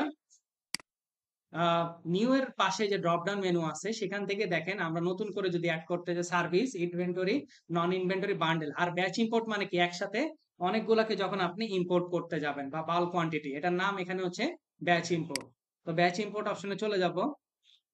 ওকে, আচ্ছা, বলে দিই এই অপশনটা এখন বর্তমানে একটু ঝামেলা করতেছে। যদি কোনো কারণে ঝামেলা করে থাকে ম্যানুয়ালি অ্যাড করবেন একটা একটা করে। ঠিক আছে, যেভাবে দেখালাম এইভাবে একটা একটা করে অ্যাড করবেন। দেখেন আমরা চলে যাব, চেষ্টা করে দেখি হয় কিনা। যেহেতু ব্যাচ কোয়ান্টিটিতে আসি, ব্যাচ এই যে ইম্পোর্ট সিএসভি আর এক্সেলে চলে যাব। এখান থেকে তার একটা স্যাম্পল ফাইল দিছি, স্যাম্পল ফাইলটাকে ডাউনলোড করে নিব। এই যে এখান থেকে শুধু কলামের হেডিংটাকে ঠিক রেখে বাকিগুলোকে ডিলিট করব। এখানে আমার কাছে কি কি চাইছে, service, product service name, category, item type, sales description, sales price, তারপরে হইতে সেলস প্রাইস, পরে হইতেছে income account, purchase description, purchase cost, purchase included cost, tax purchase cost, তারপরে হচ্ছে এক্সপেন্স অ্যাকাউন্ট দিতে বলছে, কোয়ান্টিটি অন হ্যান্ড, তারপরে হচ্ছে কোয়ান্টিটি অ্যাজ অফ ডেট, তারপরে হচ্ছে রিঅর্ডার পয়েন্ট, এরপরে হচ্ছে ইনভেন্টরি অ্যাসেট অ্যাকাউন্ট। এই কয়টা আপনাকে ফিল আপ করতে হবে। ওকে, আপনাদের ফাইল দেওয়া আছে অলরেডি। প্রোডাক্ট অ্যান্ড সার্ভিস লিস্টে চলে যাব। আমি এখান থেকে জিনিসগুলোকে নিয়ে আসব। বারবার বলে দিচ্ছি যদি কোনো কারণে ইম্পোর্ট না হয় ম্যানুয়ালি অ্যাড করবেন সবাই। এটা নিয়ে প্যানিক হওয়ার কোনো কারণ নাই। এটা তাদের একটু প্রবলেম করতেছে প্যানেলটাতে। আইটেম টাইপ, ওকে, তারপরে সেলস রেট, ডেসক্রিপশন না দিলেও চলবে, কোনো সমস্যা নাই, এটা ম্যান্ডেটরি ফিল্ড না। সেলস প্রাইস রেট, ওকে। এখান থেকে পারচেজ কস্ট, পারচেজ কস্ট 3টা কেন, কারণ বাকিগুলো হচ্ছে আমার সার্ভিস।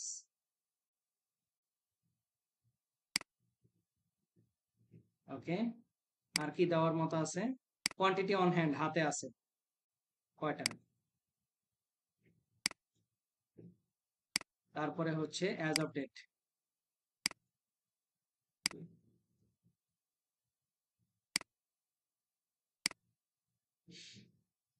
ওকে, সবগুলো দেওয়া শেষ, আমি ফাইলটাকে সেভ করে দিব। এবার ব্রাউজ করতে যাই দেখি হয় কিনা। ওপেন করলাম, ফাইলটাকে সিলেক্ট করে নেক্সট অপশনে চলে যাব। সব ঠিক আছে কিনা, মান ডেট ক্লিয়ার থাকলে নেক্সট। খেয়াল করে দেখবেন, এই যে দেখেন এগুলো সব সেলে সিগন্যাল কেন দিচ্ছে, কারণ এগুলো হচ্ছে সব সার্ভিস। আর এটাতে দেখেন দুই জায়গা বাই এবং সেল দুই জায়গায় দিচ্ছে, কারণ এগুলো হচ্ছে ইনভেন্টরি। এই যে দেখেন ইনভ্যালিড ডেট, দেখছেন ডেটটা ওইখানে আমি ঠিক করে দিয়েও আসছি, তারপরে এখানে তারা দিতে বলতেছে।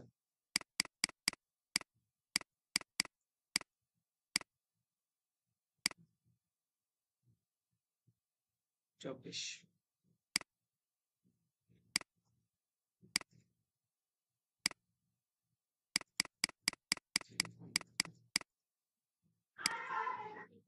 $2024।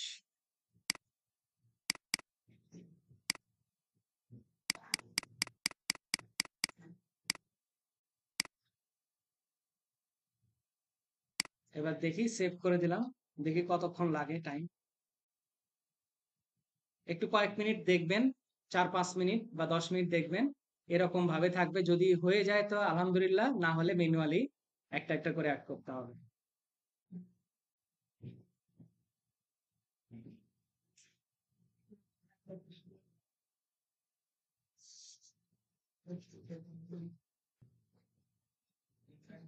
আচ্ছা, তো দেখেন আমার অলরেডি যখন ইম্পোর্ট করছি আমার ইম্পোর্ট হয়ে গেছে। ভাগ্যক্রমে। ঠিক আছে? আপনাদের যদি না হয় তাহলে আপনারা বসে থেকে ম্যানুয়ালি এড করে নিবেন অল্প কয়েকটা জিনিস। তো এটা নিয়ে প্যানিক হওয়ার কিছু নাই। এবার আসেন আমাদের আজকে দিনের আলোচ্য পার্টে আমরা চলে আসব। যেটা হচ্ছে আমাদের কাস্টমার ইনভয়েস এর পুরা প্যানেলটা। Customer invoice for all. আমি আগে ফাইলটা বুঝাই নিই। আপনাদের যে বাসায় কাজ করতে দিলাম সে ফাইলটা আগে আপনাদেরকে বুঝাই নিই। এখানে আছে হচ্ছে 10 জনের মতো মনে হয়। এই যে estimate David Wilson, invoice John Doe, তারপরে হচ্ছে invoice Emily Smith, invoice Nancy, sales receipt Oliver Davis, তারপরে হচ্ছে Sarah Laura Evans, Sarah Johnson, Emily Smith two, Jessica Taylor. এভাবে করে প্রত্যেকটা আপনার কাজ করতে হবে। ঠিক আছে? তো আসেন আমি আগে বুঝাই নিই প্রত্যেকটা ফাইল। ধরেন এস্টিমেটে এখানে বলছি এস্টিমেট ডেভিড উইলসন। তো ডেভিড উইলসন নামে একটা এস্টিমেট করতে হবে। তারপরে কনভার্ট টু ইনভয়েস। এই এস্টিমেটটাকে ইনভয়েসে কনভার্ট করব দুইটা ভাগে। তারপরে হচ্ছে একটা পেমেন্ট রিসিভ করব। তাহলে এই ফোল্ডারের কাজ শেষ। তারপরে চলে যাবেন পরেরটাতে, ইনভয়েস জন্ডো। ইনভয়েস করতে বলছি, তারপরে তার দুইটা পেমেন্ট রিসিভড হবে। ঠিক আছে? তাহলে এবার দ্বিতীয় ফোল্ডারের কাজ। তারপরে আসেন ইনভয়েস এমলি স্মিথ। এমলি স্মিথের নামে একটা ইনভয়েস করতে বলছি, তারপরে হচ্ছে দুইটা রিসিভ ডেট। তারপরে ইনভয়েস ন্যান্সি, এখানে একটা ইনভয়েস করতে বলছি, তারপরে রিটার্ন করতে বলছি, তারপরে কি দুইটা পেমেন্ট রিসিভ করতে বলছি। ঠিক আছে? তারপরে সেলস রিসিপ্টে আসেন। আপনার একটা সেলস রিসিপ্ট টোটাল কিসের মাধ্যমে রিসিভ করবেন সেটা বলে দিছি। তারপরে ইনভয়েস মাইকেল ব্রাউন। মাইকেল ব্রাউনের নামে একটা ইনভয়েস করবেন, কিসে রিসিভ করবেন, তারপর আবার রিটার্ন হয়েছে। তারপর আসেন সেলস রিসিপ্ট লুরা ইভান্স, একটা সেলস রিসিপ্ট করবেন, তারপর আরেকটা রিটার্ন করবেন। তারপরে ইনভয়েস সারা জনসন, সেম ভাবে একটা ইনভয়েস, দুইটা পেমেন্ট রিসিপ্ট। ঠিক আছে? এভাবে করে প্রত্যেকটা ফোল্ডারে আপনারা কাজ করবেন। ঠিক আছে? অ্যাজ পার ইনস্ট্রাকশন অনুযায়ী। এখন আমি দেখাবো একদম টোটালি প্র্যাকটিক্যাল জিনিসগুলোকে বোঝাবো, ঠান্ডা মাথায় জিনিসগুলোকে ব্রেনে নেওয়ার চেষ্টা করেন। ওকে? আমি যা আলোচনা করবো এর মধ্যে এখানে দেওয়া আছে। সর্বপ্রথম ক্লাস নিউর আন্ডারে আমরা চলে যাব হচ্ছে একটা এস্টিমেট করতে। এস্টিমেটটা কি? এস্টিমেটটা আমরা আলোচনা করে আসছিলাম। এস্টিমেটটা হচ্ছে আমার নন পোস্টিং অ্যাকাউন্টিং আইটেম। যখন আমার কোনো কাস্টমার আমার কাছ থেকে কোনো জিনিস কিনতে চায়, তখন সে আমাকে একটা তালিকা বা ফর্দ যদি পাঠানো হয় তার কাছে, সেটাকে বলা হইতেছে কি? এস্টিমেট। ঠিক আছে? তো আমরা আগে একটা এস্টিমেট করব। তো আসেন আমরা প্রথমে কাস্টমারের নাম চুজ করব। কাস্টমার দিলাম অলিভার ডেভিস। তার বাই ডিফল্ট তার ইমেল বা বিলিং অ্যাড্রেস যদি থেকে থাকে চলে আসবে, এই যে চলে আসছে। এখন এস্টিমেটের ক্ষেত্রে আমি তখন বলছিলাম এস্টিমেট অ্যাকসেপ্টেবলও হয় আবার নন অ্যাকসেপ্টেবলও হয়। ঠিক আছে? যেমন পেন্ডিং থাকবে, প্রথম অবস্থায় এটা পেন্ডিং থাকবে। পেন্ডিং এর পরে এস্টিমেট থেকে যখন ইনভয়েসে চলে যাবে সেটা, তখন সেটা হবে অ্যাকসেপ্টেড। তারপরে সব পেমেন্ট টেমেন্ট ওকে হয়ে সবকিছু ক্লিয়ার হয়ে যাওয়ার পরে সেটার স্ট্যাটাস হয়ে যাবে ক্লোজড। ঠিক আছে? আর রিজেক্টেড হওয়া মানে কি? করা যে কথা না করা তো একই কথা। আপনি আগেই বলে দিচ্ছেন এটা রিজেক্টেড। তো প্রথম অবস্থায় সেটা থাকবে পেন্ডিং। আমি একটা ডেট নিব 2024 সালের, ধরলাম জুন মাসের 1 তারিখ। ঠিক আছে? তারপরে আসেন estimate number 1001, product and service. আমি প্রথমে নিলাম ডক্টর কেয়ার, কোয়ান্টিটি নিব হচ্ছে 10টা। এই যে যে রেটটা, এটা কি আপনি যে বাই ডিফল্টে সেলস রেট যেটা দিয়ে আসছিলেন প্রোডাক্ট সার্ভিস অ্যাড করার সময়, সেটা এখানে চলে আসছে। তো আমি দিলাম 180 টাকা করে সেল করব, তার কাছে 1800 টাকা। এখন ট্যাক্স রেট আপনার ক্লায়েন্ট বলে দিবে, আপনার ফাইলে আপনাদের বলা আছে কত ট্যাক্স রেট, প্রত্যেকটা সে ফাইল অনুযায়ী করবেন। বারবার বলে দিচ্ছি, ফাইল ছাড়া অন্য কোনো করলে আমি অ্যাকসেপ্ট করব না। 0 রেটেড ট্যাক্স। তারপর আসেন, এরপরে আমি দিলাম হচ্ছে লাইফ সেভিং ইকুইপমেন্ট, এটা হচ্ছে 10টা সেল করব। আর এটার রেট হবে হচ্ছে 850 করে। এটাও 0 রেটেড ট্যাক্স। ওকে? আচ্ছা। হুম। ফাইলে ছিল ফাইলে ট্যাক্স ফাইলে দেওয়া আছে 0 দেন আমরা ঠিক করতে অ্যাজ পার ক্লায়েন্ট ইনস্ট্রাকশন, আপনি নিজের মন মতো দিলে হবে না। তো সেলস রিলেটেড কাজ আমরা ইম্প্যাক্ট দেখতে পাবো sales and get paid option থেকে সেলস ট্রানজেকশনে গেলে দেখতে পাবো। এখন অনেকের সামনে এইরকম ইন্টারফেস আসবে না, তো এটা ঘাবড়ানো কিছু নাই। তখন দেখবেন যে এটা সফটওয়্যার আপডেট হচ্ছে, 2-1 দিন পরে অটোমেটিক চলে আসবে। যদি না খুঁজে পান তখন এই যে রিসেন্ট ট্রানজেকশন, এখান থেকে গেলে এই যে দেখেন আমি রিসেন্ট যে ট্রানজেকশন গুলো করছি সব কিন্তু এখানে সিরিয়াল ওয়াইজ দেওয়া আছে। ঠিক আছে? তো এই যে রিসেন্ট ট্রানজেকশন দেখছেন এখানে। আর যদি চলে আসে তাহলে তো ওয়েল, এখন এখান থেকে অল ট্রানজেকশন এখানে দিবেন হচ্ছে অল ডে। এই যে দেখেন আপনার শুরুর ওপেনিং ব্যালেন্স গুলো ছিল এই 3 জন কাস্টমারের, তাদের ওপেনিং ব্যালেন্স দেখাচ্ছে, আর মাত্র আমি এস্টিমেট করলাম 10,300। এখন আমি এটাকে একটু ওপেন করব, সিনারিও গুলো ভালো মতো বোঝার চেষ্টা করা। একটা এস্টিমেট করলাম কয় তারিখ, জুন মাসের 1 তারিখ, তাই না? এখন এস্টিমেট থেকে অলিভার ডেভিস সে আমার কাছে কিনবে, কত পার্সেন্ট কিনবে? 60% কিনবে। ভালো করে শুনেন, কত পার্সেন্ট কিনবে? 60% কিনবে। এখন এস্টিমেট থেকে আমি ক্রিয়েট ইনভয়েসে চলে যাব এস্টিমেটটা ওপেন করার পরে। তাহলে দেখেন আমি যদি ইনভয়েসে দিই তাহলে কি সম্পূর্ণ টাকাই চলে আসে না ইনভয়েসে? হ্যাঁ। তো এখন আপনার কাজ করতে পারেন এগুলাকে ম্যানুয়ালি 60% করেন, কিন্তু এটা স্ট্যান্ডার্ড না। আমি তাহলে এর জন্য আপনাদের প্রথম দিন একটা অপশন আমি অন করা নিয়ে আসি নাই, সে অপশনটা আগে অন করব। তাহলে আমি চলে যাব গিয়ার আইকন, গিয়ার আইকন থেকে accounts and settings, gear icon থেকে অ্যাকাউন্টস এন্ড সেটিংসে চলে যাব।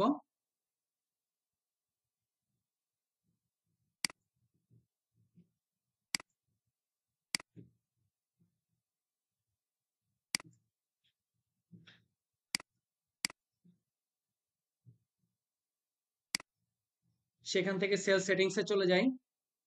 এরপরে দেখেন প্রোগ্রেস ইনভয়েসিং, দেখেন এখানে তারা বলে দিচ্ছে create multiple partial invoice from a single estimate. একটা এস্টিমেট থেকে আপনার পার্শিয়াল যদি ইনভয়েস হয় তখন সেক্ষেত্রে আপনাকে এই অপশনটা তারা ব্যবহার করতে বলতেছে। তো এই অপশনটাকে আমরা অন করে দিব, আপডেট দিয়ে এটাকে সেভ করি।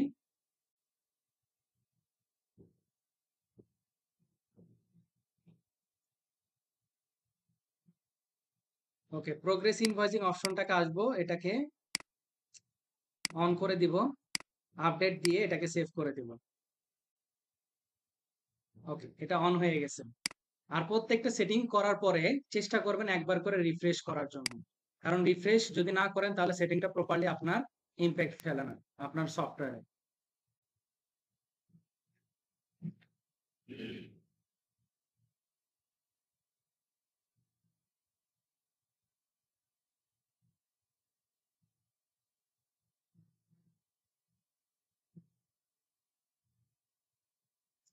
ওকে, তো আমি চলে যাব হচ্ছে আবার মাই অ্যাপসের আন্ডারে সেলস এন্ড গেট পেইড থেকে সেলস ট্রানজেকশনে, অল ট্রানজেকশন অল ডেট থাকবে। আচ্ছা, এখানে এই এটা আবার আরেকটা অনেক সময় প্যানিক হয়ে যায় স্টুডেন্টরা যে স্যার এই জায়গাগুলো চেঞ্জ হয় না। অবশ্যই চেঞ্জ হয়। এটা যদি আপনি রিয়েল টাইম মানে আর কি এখন রিয়েল টাইম ডাটা দিয়ে প্র্যাকটিস করেন দেখবেন যে এটা চেঞ্জ হয়ে যাবে, ঠিক আছে? তো এটা নিয়ে টেনশনের কিছু নাই। আমি আবার এস্টিমেটটা ওপেন করব, তার স্ট্যাটাসটা এখন পেন্ডিং অবস্থায় আছে। এস্টিমেটটা ওপেন করে এখন আমি ইনভয়েসে কনভার্ট করতে যাব এস্টিমেটটা থেকে। এই দেখেন ক্রিয়েট ইনভয়েসে চলে যাব। এই যে দেখছেন এখন আপনার সামনে কি এই অপশনটা আসছে না? এটা কি একটু আগে আসছিল? আসে নাই। তো আমি এখান থেকে আমাকে 3টা অপশন দিচ্ছে, total of all estimate line পুরাটাই নেন, অথবা পার্সেন্টেজ নেন, অথবা কাস্টম আকারে করে নেন। তো আমার বলা হয়েছে ক্লায়েন্ট আমাকে ইনস্ট্রাকশন দিছে 60% তুমি ইনভয়েসে কনভার্ট করো। তাহলে এটা 60% 6,180 দিয়ে আমি এটাকে ক্রিয়েট ইনভয়েসে দিয়ে দেবো। সকল কাজ ক্লায়েন্টের ইনস্ট্রাকশন ফলো করে। এই যে দেখেন 6,180 60% করে নিছে না সে? আমার কি আর করা লাগছে ম্যানুয়ালি? করতে হয় নাই। এখন ইনভয়েসের ডেটটাও আমি চেঞ্জ করে দেবো। ইনভয়েস হচ্ছে জুন মাসের 10 তারিখ। দেখেন টার্ম কতদিন? 30 দিন টার্মস। তাহলে ডিউ ডেট বাই ডিফল্ট 30 দিন হিসাব করে তারা নিয়ে নিছে। Invoice number 1001। এখন আপনি চাইলে এমন না যে আপনি কাস্টমাইজ করতে পারবেন না, অবশ্যই কাস্টমাইজ করতে পারবেন, ঠিক আছে? ওকে, আমি এটাকে তাহলে 7 ক্লোজ করব।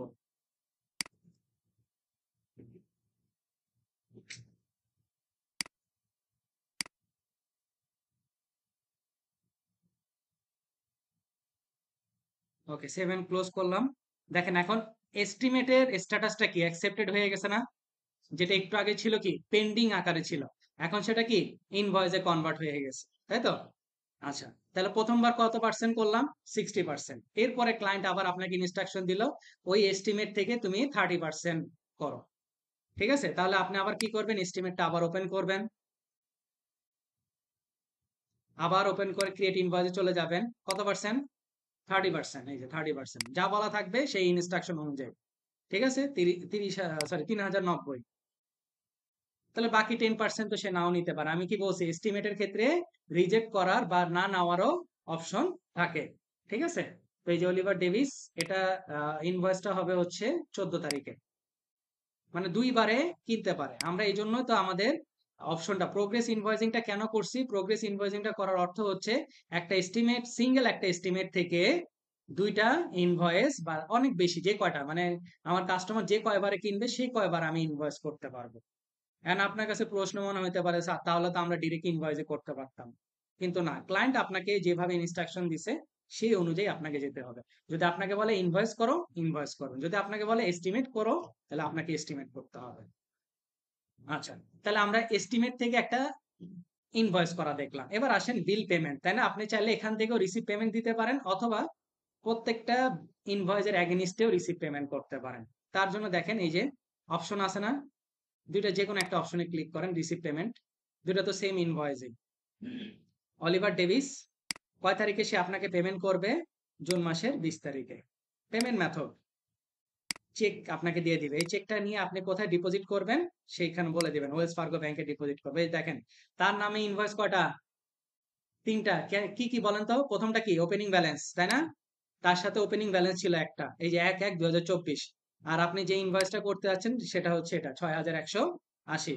এরপরে আরো একটা তার নামে একটা ইনভয়েস আছে 3090। এখন আপনার ক্লায়েন্ট আপনাকে বলে দিবে কোন ইনভয়েস। বুঝাইতে পারছি?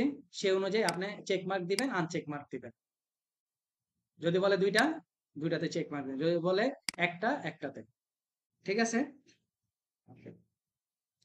আমার সবকিছু ঠিক আছে, আমি এটাকে সেভ এন্ড ক্লোজ করবো। এই যে দেখেন ইনভয়েস একটা কি হয়ে গেছে? পেইড হয়ে গেছে না? পেমেন্ট একটা কি? ক্লোজড হয়ে গেছে। তাহলে আরেকটা ইনভয়েস কি? রয়ে গেছে। তাহলে আমরা কি দেখলাম? একটা সিনারিও দেখলাম, একটা এস্টিমেট থেকে মাল্টিপল ইনভয়েস করা, সেখান থেকে একটা পেমেন্ট রিসিভ করা, তাই তো? এবার আসেন একটা জটিল জিনিস দেখাবো। সেটা হচ্ছে ধরেন বাকি যে ইনভয়েসটা আছে সেটার পেমেন্ট রিসিভ করতে চাই।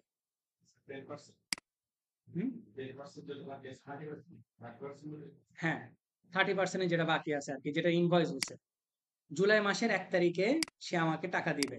টাকাটা আমি ক্যাশ টাকাতেই নিব, নিয়ে গিয়ে ডিপোজিট করব, ব্যাংক অফ আমেরিকা থেকে ডিপোজিট করব। এখন আসেন এইখানে এই ইনভয়েসটার ভ্যালু কত? 3090। 3090।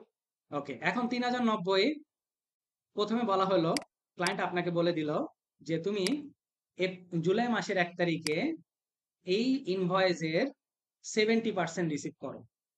এই ইনভয়েসের কত পার্সেন্ট? 70%। তাহলে 3090 70% আমরা যদি একটু করে আসি, ক্যালকুলেটর বের করি।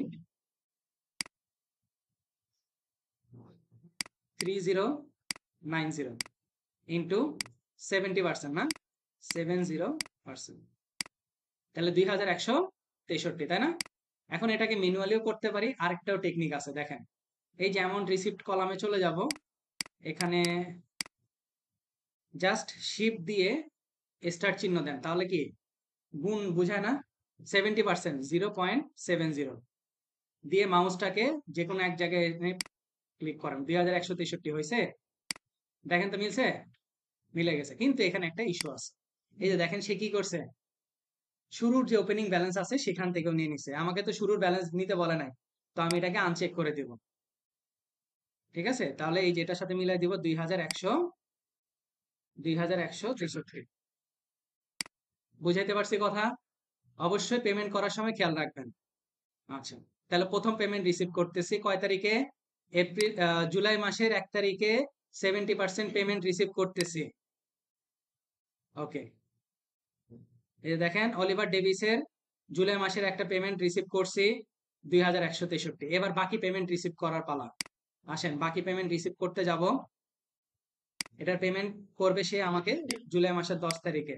এটা চেকে দিবে, আমি চেকটা গিয়ে ওয়েলস ফার্গো ব্যাংকে জমা দিব। এখন আসেন প্রশ্ন এখানেই, যদি বলে রেস্ট অফ দ্য অ্যামাউন্টের 30%, মনোযোগ দিয়ে শুনবেন, রেস্ট অফ দ্য অ্যামাউন্টের 30%, তাহলে এখন আমার কাছে অবশিষ্ট আছে কত?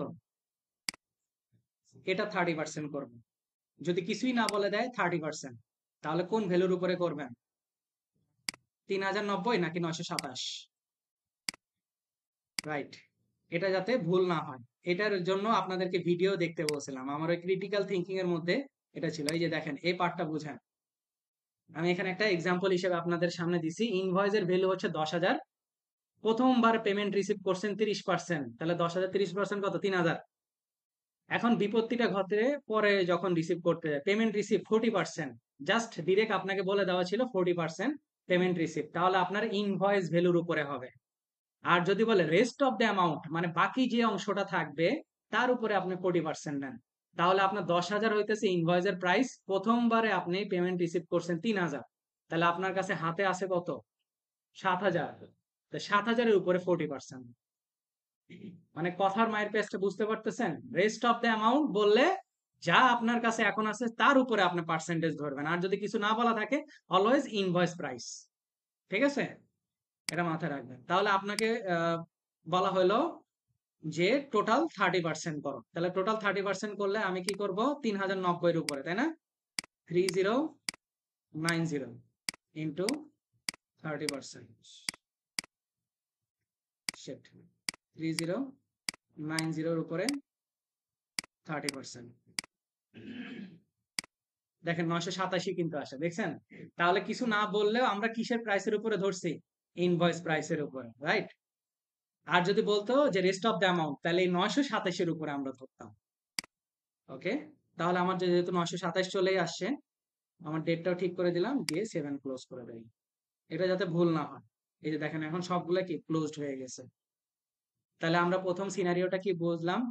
ভালো মতো বুঝেন। একটা এস্টিমেট আমাকে, ক্লায়েন্টের কাছে আমি একটা এস্টিমেট দিছি 6/1/2024-এ, তার ভ্যালু ছিল 10,300, সেখান থেকে দুইটা ইনভয়েস হয়েছে, মানে সে দুইবারে আমার কাছ থেকে বাকিতে প্রোডাক্ট নিয়ে গেছে, একটা 10 তারিখ, একটা 14 তারিখ। একটার ভ্যালু ছিল 6,180, একটার ভ্যালু ছিল 3,090। তারপরে সেখান থেকে একটা সিঙ্গেল একটা পেমেন্ট করে ফেলছে, মানে আর কি 6,180 টাকা সে পেমেন্ট দিয়ে দিছে, কোনো সমস্যা নেই। কিন্তু এই যে 3,090 ভ্যালুটা ছিল, সেটার পেমেন্ট সে আমাকে দুইবারে দিছে। প্রথমবার দিছে হচ্ছে 70%, তারপরে এবার আমাকে 30% দিয়ে দিছে। এটা হচ্ছে একদম মানে ক্রিটিক্যাল সিচুয়েশন থাকলে। এরপর আসেন আমি একটা নর্মাল একটা ইনভয়েস করতে যাব। স্বাভাবিকভাবে আমাকে ক্লায়েন্ট আমাকে বলল যে জনডোর নামে একটা ইনভয়েস করো। জনডোর নামে একটা ইনভয়েস করব জুলাই মাসের 20 তারিখে। সে তার কাছে আমি বিক্রি করব কেয়ার 95 মার্কস, আর বিক্রি করব হচ্ছে সার্জিক্যাল ইকুইপমেন্ট। ওকে, এটা বিক্রি করব হচ্ছে 10টা, আর এটা বিক্রি করব হচ্ছে 8টা। এটার প্রাইস যেহেতু 10টা নিবে, এই যে দেখেন ডিফল্ট সেলস প্রাইস আমি তার কাছ থেকে ধরবো 230 টাকা করে, আর এটার সার্জিক্যাল ইকুইপমেন্ট আমি ধরবো হচ্ছে তার কাছ থেকে 980 টাকা করে। আর ট্যাক্স রেট ক্লায়েন্ট বলে দিছে 10%, তো আমরা কি করব? 10% ধরবো। এই যে দেখেন এই জায়গার ক্যালকুলেশনটা একটু ঠান্ডা মাথায় মনোযোগ দিয়ে দেখবেন। এখানে আপনার ভ্যালু কত? 2,300, 7,840, তাহলে টোটাল কত? 10,140। তার উপরে যেহেতু দুইটার রেট একই, এই জন্য একবারে ক্যালকুলেশন হয়ে আসছে 10% 1,014 টাকা ট্যাক্সের। ধরেন আমি একটা ট্যাক্সের চেঞ্জ করে দেখাই, ধরেন আমি ট্যাক্সেরটাকে দিলাম 8%, তাহলে দেখেন 2,300 টাকার উপরে কত হবে? 10% হবে, তাই না? এই যে দেখেন 2,300 টাকার 10% 230, আর 7,840-এর 8% 627.20। বুঝাতে পারছি ট্যাক্সের হিসাব কিভাবে হয়? টোটাল অ্যামাউন্টের পরে গিয়ে তারপরে গিয়ে ট্যাক্সের হিসাবটা হয়। ওকে, আমি এটাকে সেলস ট্যাক্সে রাখি। এরপর আসেন ডিসকাউন্টের ব্যাপারটা। ডিসকাউন্ট দুই ধরনের দেওয়া যায়, একটা হচ্ছে পার্সেন্টেজ, একটা হচ্ছে ডিসকাউন্ট ভ্যালু। পার্সেন্টেজ মানে কি? যদি আপনি বলেন যে 10% ডিসকাউন্ট দেওয়া হবে, তাহলে এই যে 10,140-এর 10% কত? 1,014। ডিসকাউন্টটা মাইনাস হয়ে তাহলে আর কত থাকে? 9,126। এখন অনেকেই আমাকে কোশ্চেন করে, স্যার ডিসকাউন্ট কি ট্যাক্সের আগে ধরে না পরে ধরে? আপনারাই বলেন, ট্যাক্সের আগে ধরে না পরে ধরে? ভালো করে এখানে তাকান, যারা যে বলছেন যে ট্যাক্সের পরে ধরে, আগে ডিসকাউন্ট ধরে তারপর ট্যাক্স ধরে। হ্যাঁ, তারপরে এই যে দেখেন 10,140, এখানে খেয়াল করলে তো বুঝবেন 10,140-এর 10% 1,014 মাইনাস করলে কত থাকে? 9,126। এটার উপরে ট্যাক্স আসছে 912 টাকা 60 পয়সা। বা যদি বলা থাকে ভ্যালু, যে 140 টাকা মাইনাস করে দেব, তাকে 140 টাকা আমি ছেড়ে দিলাম, তাহলে সে দিবে কত টোটাল? 10,000 টাকা দিবে না? এই যে 10,000, 10,000 উপর 10% দিবে। দুইটা ওয়ে আছে, বুঝাইতে পারছি? ওকে, তাহলে আমি ডিসকাউন্টের ব্যাপারটা বুঝাইলাম, 7 ক্লোজ করে দিই। এখানে ডিপোজিট দিলে ওটা মাইনাস লিখবো। ডিপোজিট মানে কি ভাই? ধরেন আমি একটা সিম্পল জিনিস বুঝাই। ধরেন আপনি ছবি তুলতে গেছেন ল্যাব, ফটো ল্যাব, ওই যে স্টুডিও কালার ল্যাব আছে না, সেখানে ছবি তুলতে গেছেন। এখন ছবি তুলতে গেলে আপনাকে তো প্রথমে ছবি তোলাবে, তোলানোর পরে তারা বলবে যে ভাই তা আপনার ছবিটা নিয়ে যান, কালকে সন্ধ্যায় নিয়ে যান। তাহলে আপনি তো আর কি শুধু মুখে বললে তো হবে না, সে আপনাকে ধরেন বিল আসছে হচ্ছে 200 টাকা, এখন বলবে যে ভাই কি পুরা টাকা দিবেন নাকি কিছু টাকা দিয়ে যাবেন? যদি বলেন যে 100 টাকা, তো সে 100 টাকা লেখে আর বাকি টাকা লিখে রাখবে 100 টাকা। বুঝতে পারছি? ডিপোজিটটা হইতেছে অ্যাডভান্স মানে, তাকে অ্যাডভান্স দিয়ে দেওয়া হয়। তাহলে আমরা একটা ইনভয়েস করলাম, সিনারিওটা ভালো করে বুঝেন, এখান থেকে ক্রেডিট নোটের হিসাবটা বুঝাবো।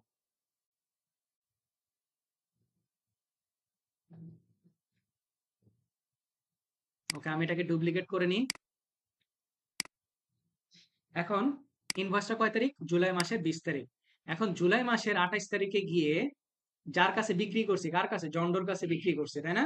সে দুইটা KN95 মার্কস আমাকে ফেরত দিয়ে গেছে, বলছে যে ভাই এই দুইটা প্রোডাক্ট ভালো না, আপনি দুইটা ফেরত নিয়ে নেন। ঠিক আছে, তাহলে কি করতে হবে? ফেরতের প্রশ্ন যেহেতু আসছে, বলেন কি করব? ক্রেডিট নোট করে দিতে হবে। এটার জন্য প্লাস নিউ আইকন থেকে ক্রেডিট নোট অপশনে আমাদের যেতে হবে। কেটে দিব, প্লাস নিউ এর আন্ডারে চলে যাব হচ্ছে ক্রেডিট নোট, বা অনেকে ক্রেডিট মেমো নামে চিনে। একই, ক্রেডিট নোট ক্রেডিট মেমো একই জিনিস। এই যে অবশ্যই বাম পাশে ইনভয়েসটা ওপেন রাখবেন, না হলে ভুল হয়ে যাওয়ার সম্ভাবনা থাকে। জন্ডো, আমরা কাস্টমার নাম সিলেক্ট করব, ক্রেডিট নোট হবে হচ্ছে 28 তারিখে। এই যে দেখেন তার নামে যা যা ডকুমেন্ট আছে দেখছেন ডান পাশে শো করতেছে, আমার লিংক করার প্রয়োজন নাই। আমি ধরলাম 28 তারিখ ফেরত দিবে KN95 মার্কস। ওই, হ্যাঁ দুইটা ফেরত দিয়ে যাবে, দুইটা ফেরত দিয়ে, এই দেখছেন এই যে দেখেন ইনভেন্টরি ট্র্যাকিং হইতেছে, আপনার কাছে কোয়ান্টিটি অন হ্যান্ড 5টা আছে, অথচ আপনার অর্ডার দেওয়ার কথা ছিল কখন? 8টা থাকতে অর্ডার দেওয়ার কথা ছিল। হ্যাঁ, দেখছেন? এরপর আসেন প্রাইস কত? 230 করে, 230, আর এটা হবে 10%। ওকে, আর কিছু নাই, এটাকে আমি 7 ক্লোজ করে দেব। আচ্ছা, এখন তাহলে এই এই কাজটা আমি কোথায় দেখতে পাবো? আবার সেলস এন্ড গেট পেড থেকে সেলস ট্রানজেকশনে চলে যাব। অল ট্রানজেকশন, অল ডেট, এই যে দেখেন ইনভয়েস, তার নামে ক্রেডিট নোট হয়েছে আনঅ্যাপ্লাইড, তাই না? আনঅ্যাপ্লাইড কেন? কারণ আমি তো এখনো পেমেন্ট পাই নাই, পেমেন্ট পাওয়ার সময় না তার এটা হিসাব হবে। তো এবার আসেন আমি এটা থেকে রিসিভ পেমেন্টে চলে যাব। এখানে খেয়াল করেন তো, আচ্ছা আমি এটাকে আনচেক করে দিই। এই যে দেখেন তো ক্রেডিট নোট কি আসছে? হ্যাঁ, দেখেন চেক মার্ক আছে, তার ভ্যালু কত? খেয়াল করেন 11,154। ক্যালকুলেটর যদি আমি ওপেন করি,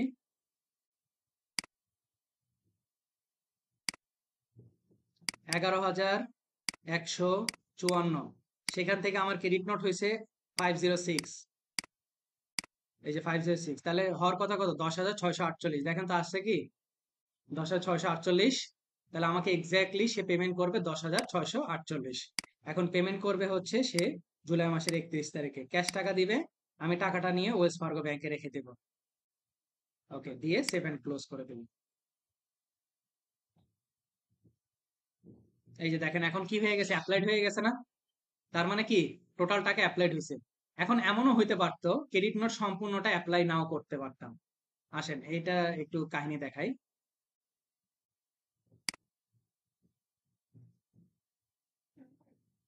আপনাদের সম্ভাব্য সব সিচুয়েশনে আমি দেখাবো, টেনশন করেন না। Michael brown,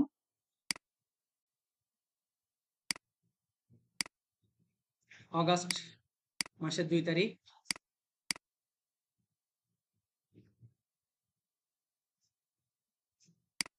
life saving equipment 10টা, আর এটার রেট হবে হচ্ছে 890 করে, আর ট্যাক্স রেট 10%।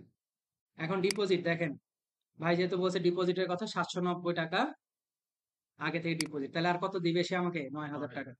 বুঝাতে পারছি? ওকে।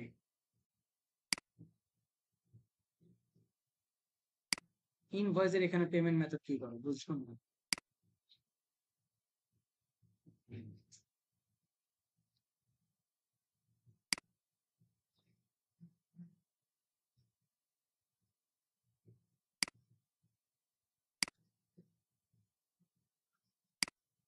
মাইকেল ব্রাউন 2 তারিখ,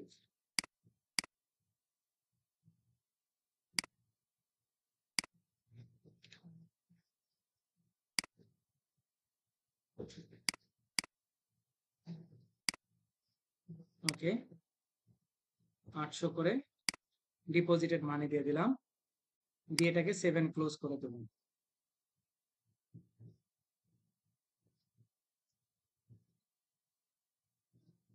অপশনটা দেখতে পাবো মাইয়ার্স থেকে, অ্যাকাউন্টিং এর sorry sales and get paid এর অপশন থেকে সেলস ট্রানজেকশন।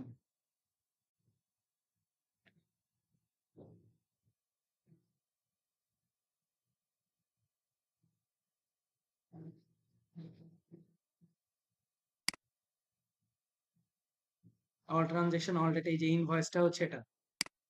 এখন তার এগেইনস্টে যদি আমি একটা ক্রেডিট নোট করি, দেখেন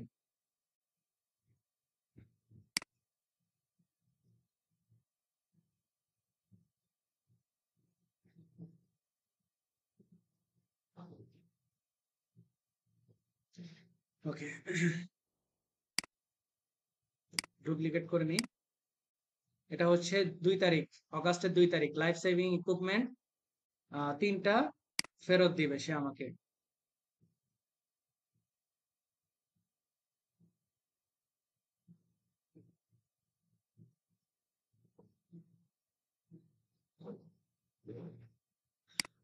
ওকে, এখন আমি এটার জন্য একটা ক্রেডিট নোট দেখবো। চলে যাব ক্রেডিট নোটে।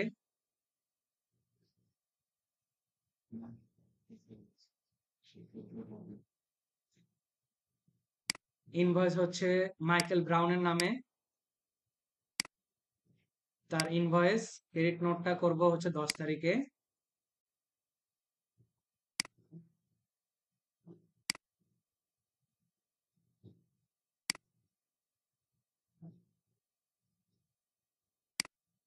প্রোডাক্টটা কি ছিল? লাইফ সেভিং ইকুইপমেন্ট, 2টা প্রোডাক্ট। তার রেট কত করে ধরছিলাম? 880 করে।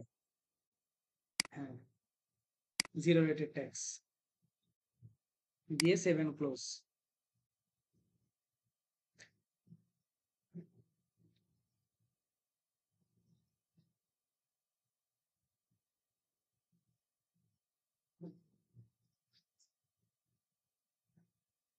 ওকে, credit note 1006 received.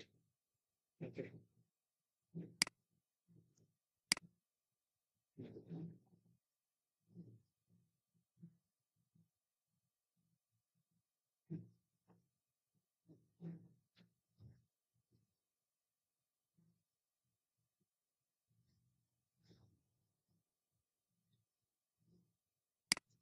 All transaction all date দিব। ইনভয়েস 1005, তার এগেইনস্টে একটা ক্রেডিট নোট। ইনভয়েসে হচ্ছে 8800, ক্রেডিট নোটটা কত? 1760, তাই না? দেখেন আমি যখন রিসিভ পেমেন্ট করতে যাব মাইকেল ব্রাউনের এগেইনস্টে, তখন আহ, আমি সম্পূর্ণ অংশটা ক্রেডিট নোটটাকে অ্যাপ্লাই করব না, কিছু অংশ রেখে দিব, কিছু অংশ এখানে অ্যাপ্লাই করব।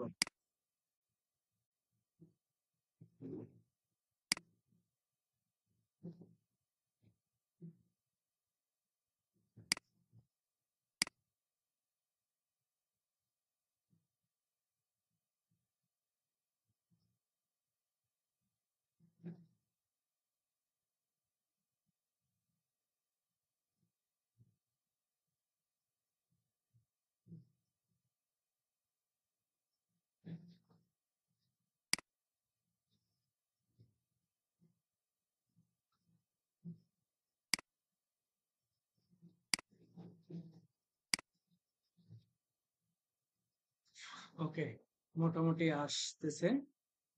তাহলে এবার আমরা ওই 1005 যে ইনভয়েসটা আছে সেটাকে রিসিভ পেমেন্টে করতে চলে যাই। দেখি তারা প্রপারলি আমাকে দিচ্ছে কিনা। এই যে চলে আসছে। হ্যাঁ, মাইকেল ব্রাউন। সে আমাকে পেমেন্ট করবে অগাস্টের 20 তারিখে পেমেন্ট করবে, চেক দিবে। আমি এটাকে ব্যাংক অফ আমেরিকাতে নিয়ে চলে যাব। দেখেন, এখন ইনভয়েসের ভ্যালু হচ্ছে 8,000 আর ক্রেডিট নোটের ভ্যালু হচ্ছে 1760। এখন আপনার ক্লায়েন্ট আপনাকে ইনস্ট্রাকশন দিছে, তুমি এখানে ক্রেডিট নোটের সম্পূর্ণ অংশে অ্যাপ্লাই করো না, তুমি এখান থেকে 760 যে অ্যামাউন্টটা আছে সেটা এখানে অ্যাপ্লাই করো, আর 1000 যে ক্রেডিট নোটটা সেটা রেখে দাও। পরবর্তীতে তার সাথে যখন কোনো ট্রানজেকশন হবে, অন্য যে কোনো প্রোডাক্ট অর সার্ভিসের ক্ষেত্রে হইতে পারে, তখন গিয়ে সেটাকে অ্যাপ্লাই করবা।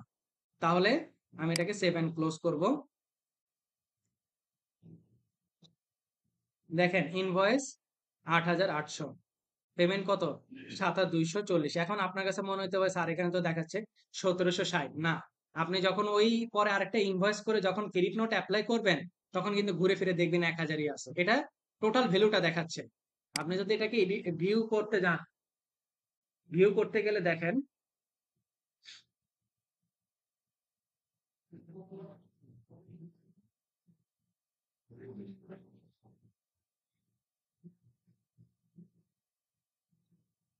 এই যে দেখেন ভিউ এখন কত দেখাচ্ছে?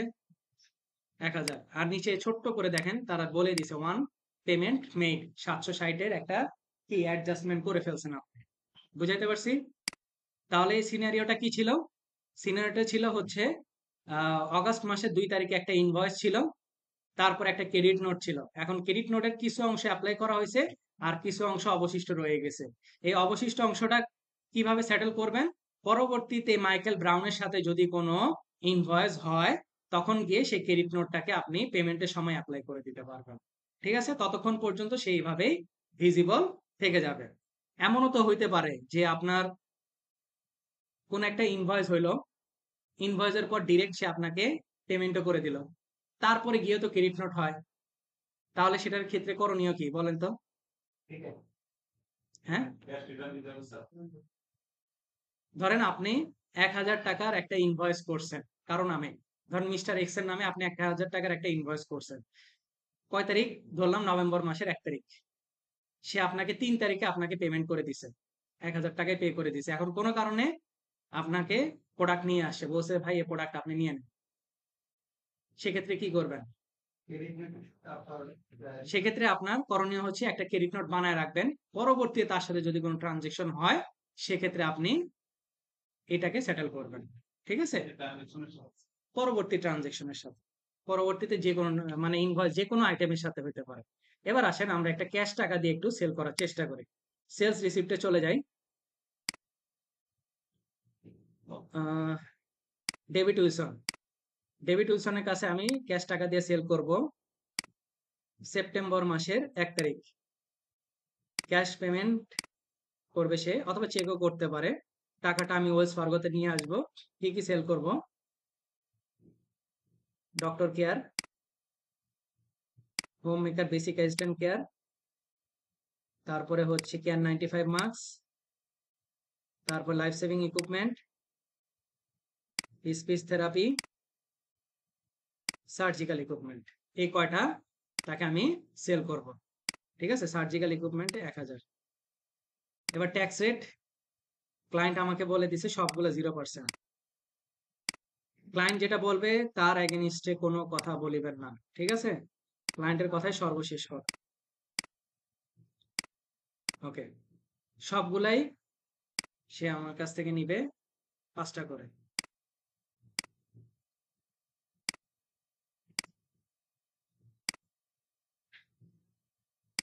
তাহলে টোটাল বিল কত আসে? $13,300, তাই না?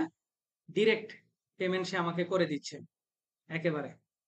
তাকে এটার জন্য আমি 100 টাকা ডিসকাউন্ট দিয়ে দিই, তাই তো? আসেন 100 টাকা ডিসকাউন্ট দিয়ে দিই, যে ভাই এত কিছু আমার কাছ থেকে নিবে, আচ্ছা জান আপনাকে $100 ডিসকাউন্ট দিয়ে দিলাম। অনেক টাকা না? 100 টাকা। ওকে, 7 ক্লোজ করে দিলাম। 100 টাকা না ভাই, $100। এই যে সেলস রিসিপ্ট। হ্যাঁ, তো সেলস রিসিপ্ট ক্যাশ টাকা দিয়ে ডিরেক্ট আমি সেল করে ফেলছি। তো এটাকে ভিউ এন্ড এডিট অপশনে চলে যাই। এখন কোনো কারণে কয়েকদিন পরে সে আমার কাছে 2টা প্রোডাক্ট নিয়ে আসছে। কই প্রোডাক্টের কলামে আসে নাই, দেখছেন রিলোড নিতে কত টাইম নিচ্ছে। স্যার আমি যে ক্রেডিট নোটে যে ক্রেডিট নোট যে করে রাখবো, সাপোজ ওনার সাথে আমার কোনো ট্রানজাকশন হলো না, তখন কি আমি ওই রিফান্ড রিসিপ্ট দিয়ে ওনাকে টাকাটা ফেরত দিয়ে দিতে পারবো? হ্যাঁ, কিন্তু প্র্যাকটিস হচ্ছে ক্রেডিট নোট করে রাখ। সে যদি বলে যে আচ্ছা আমাকে টাকাই দিয়ে দেন, তখন রিফান্ডে দিয়ে দিতে হবে। ওকে, কয়েকদিন পরে মানে সেপ্টেম্বর মাসের 5 তারিখে গিয়ে সে আপনার বললো যে ভাই আপনার কাছ থেকে তো ক্যাশ টাকা দিয়ে নিলাম, খুব ভালো ভালো আপনিও দিলেন, আমিও খুব সুন্দরভাবে নিয়ে চলে আসছি। এখন কয়েকটা প্রোডাক্ট তো সমস্যা হয়েছে, একটু আমাকে মানে আর কি আপনাকে আমি ফেরত দিয়ে দেবো। এখন ধরেন ফেরত দিবে হচ্ছে এই যে লাইফ সেভিং ইকুইপমেন্ট, এটা 5টাই সে ফেরত দিয়ে চলে যাবে, কোনো কারণে 5টায় ডিস্টার্ব দেখা দিছে।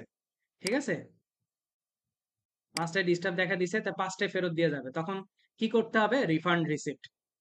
ঠিক আছে, ইনভয়েসের বাংলা নাম কি ভাইয়া?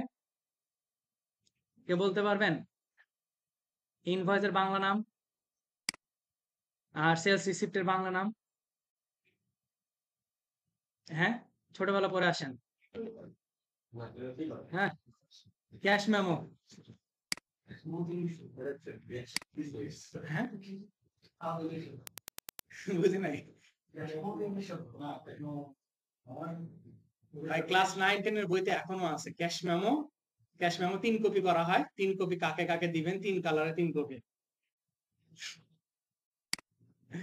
আচ্ছা, দেখেন এখন সেলস রিসিপ্ট করছেন হচ্ছে ডেভিড উইলসনের নামে, তো রিফান্ড যেহেতু তাকে করে দিতে হবে ডেভিড উইলসনের নামে। 5 তারিখে সে প্রোডাক্ট নিয়ে আসছে লাইফ সেভিং ইকুইপমেন্ট, সবগুলো প্রোডাক্টই তাকে সে নিয়ে আসে, বলছে যে ভাই আমি আর এটা নিব না, আপনি আমাকে টাকা ফেরত দিয়ে দেন 880 করে।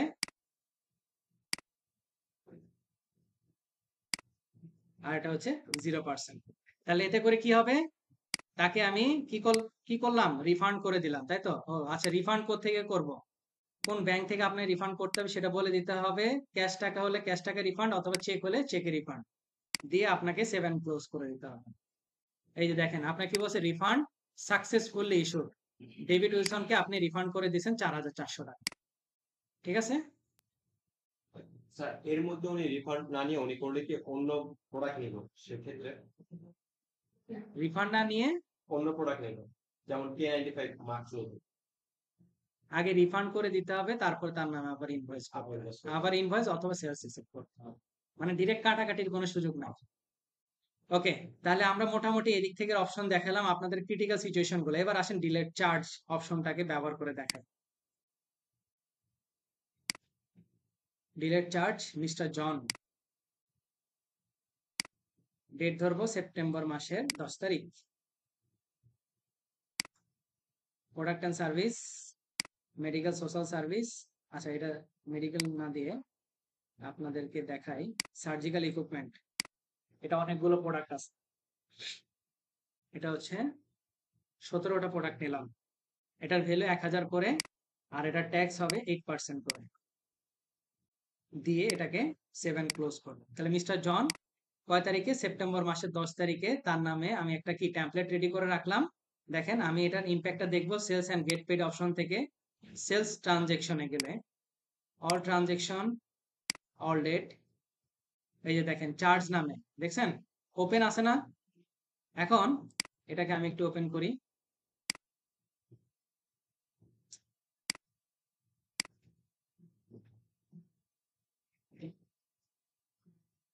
সতেরোটা, এরপরে কোনো কারণে সে বলছে 60টা নিবে না। কয় তারিখে? সেপ্টেম্বর মাসের 13 তারিখে 60টা সে বলছে নিবে না আমার কাছ থেকে। তো আমি লাস্ট নিউর আন্ডারে চলে যাব, ডিলেট চার্জ, কি নাম? মিস্টার জন নাকি? সার্জিক্যাল ইকুইপমেন্ট 1000 করে 8% ট্যাক্স। তাহলে এক্স্যাক্টলি আমার কয়টার জন্য ইনভয়েস হওয়ার কথা বলেন তো আমাকে? 10টা তো, হ্যাঁ, 10টা কম। 10টার জন্য ইনভয়েস হওয়ার কথা 14 তারিখ। দেখেন এটার ইম্প্যাক্ট আমরা এখানে দেখতে পাবো। এই দেখেন 18,360 থেকে 7,560 মাইনাস করে যেটা থাকবে এটাই হবে কি আমার ইনভয়েস। দেখেন যদি আমাকে ইনভয়েস থাকতো তখন তো এই যে এরকম ভাবে দেখাইতো, তাই না? এখন এখানে কি দেখাচ্ছে, ক্রিয়েট ইনভয়েস করার জন্য দেখাচ্ছে না? তার মানে কি এটা আপনার এখনো ইনভয়েসে কনভার্ট হয় না, নন পোস্টিং আকারে পড়ে আছে। যতক্ষণ না পর্যন্ত আপনি এটাকে ইনভয়েসে কনভার্ট করবেন ততক্ষণ পর্যন্ত এটা এইভাবেই থাকবে। তো আসেন আমরা ক্রিয়েট ইনভয়েসে চলে যাই।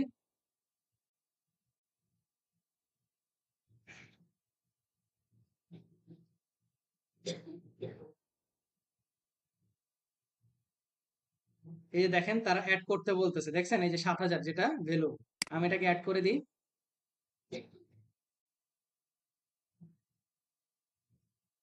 স্যার আপনার দুইটাই চার্জ ছিল আচ্ছা, কোশ্চেন কর। দুইটা চার্জ বসেছিলাম, জি স্যার। ভুল হয়ে গেছে। তাহলে এটাকে একটা ডিলিট করে দিই। কেউ তো বললো না, ভুল করে চার্জ করে ফেলছি, ক্রেডিট করা বাদ দিই, ডিলিট ক্রেডিট করে দিই। কি নাম ছিল? Mister John. প্রোডাক্টটা কি ছিল? সার্জিক্যাল ইকুইপমেন্ট 60টা, সার্জিক্যাল ইকুইপমেন্ট 60টা, 8% ট্যাক্স। ওকে, 14 তারিখে 7 ক্লোজ করে দিই। এইবার হবে, তাই না? এবার আমি ক্রিয়েট ইনভয়েসে যাই। দেখেন এবার তারা লিঙ্ক আকারে দিচ্ছে না ডান পাশে 7,000 মাইনাস। তাহলে আমি এটাকে জাস্ট অ্যাড করে দিব, অ্যাড করে দিলে দেখেন অটোমেটিক্যালি ইনভয়েস হবে আগে 17,000, পরে 7টা মাইনাস হয়ে কত 7,000। তাহলে 10,000-এর উপরে দেখছেন 8% ট্যাক্স হয়েছে, সবকিছু মাইনাস করে দেওয়ার পর। এটা ইনভয়েসের ডেট দিলাম সেপ্টেম্বর মাসের 25 তারিখ, দিয়ে আমি এটাকে 7 ক্লোজ করব।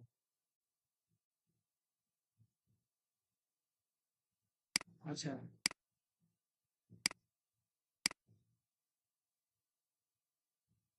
দেখেন এখন দুইটা কি কনভার্টেড হয়ে গেছে, দেখছেন দুইটা কি কনভার্ট হয়ে ইনভয়েসে হচ্ছে। তো আশা করি আপনাদের মোটামুটি এখানে যে প্যানেলগুলো আছে, আর আমরা যে স্টেটমেন্ট, আমাদের স্টেটমেন্টের ক্লাস পরে, তো মোটামুটি আমাদের প্যানেলগুলো সম্পর্কে আপনাদেরকে আইডিয়া দেওয়ার চেষ্টা করলাম, প্র্যাকটিক্যাল লাইফে যে সিচুয়েশন গুলো ঘটে। এবার আসেন আমাদের আজকে লাস্ট টপিক হচ্ছে রিপোর্ট সেকশন দেখা। ঠিক আছে, রিপোর্ট, রিপোর্ট কোথায় পাবো? রিপোর্ট এই যে এখানে দেওয়াই আছে স্পষ্ট ভাবে, তাই না? স্ট্যান্ডার্ড রিপোর্টে চলে যাব, রিপোর্ট থেকে স্ট্যান্ডার্ড রিপোর্ট। আমরা যে এতক্ষণ কাজ করছি ব্যাকএন্ডে আমাদের অটোমেটিক্যালি জার্নাল হয়ে গেছে, প্রত্যেকটা রিপোর্ট সেকশন হয়ে গেছে। আমি দেখাচ্ছি।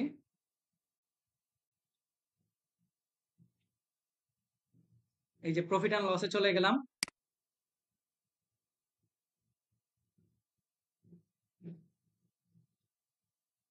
এখান থেকে ডেটটা একটু চেঞ্জ করে নিব, চাইলে আপনারা কাস্টম ডেটও দিয়ে নিতে পারেন, কয় তারিখ থেকে দেখতে চান। এই যে অল ডেট দিয়ে দিলাম, তাহলে পুরো অ্যাকাউন্টে যা আছে এই যে দেখেন এখান থেকে এখন আপনার আর্নিংস কত দেখাচ্ছে, 22,424 টাকা আর্নিংস দেখাচ্ছে।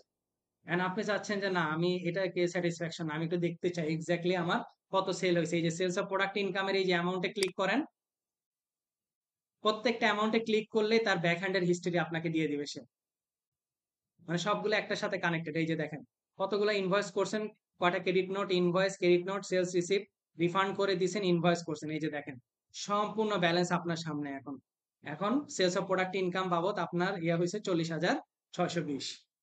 ঠিক আছে, সবকিছু ট্রান্সপারেন্ট। আপনি চাচ্ছেন এই ইনভয়েসটা দেখা, এই রিফান্ডটা দেখার জন্য এই যে তার অ্যামাউন্টের উপর আবার ক্লিক করেন, সে আপনাকে ওই যে রিফান্ডের কাজ করে আসছেন এই যে রিফান্ডের কাজের জন্য সে নিয়ে আসবে। আপনি চান এটা জার্নাল দেখতে, মোর অপশনে চলে যান, ট্রানজেকশন জার্নাল। কুইক বুকস এমনি এমনি আর জনপ্রিয় হয় নাই, দেখেন সবকিছু ট্রান্সপারেন্ট, আপনার চোখের সামনে সবকিছু ভিজিবল, কোথায় কোথায় যাচ্ছে এটার ইম্প্যাক্ট সব পূর্ণ জিনিস আপনি এখান থেকে দেখতে পাবেন।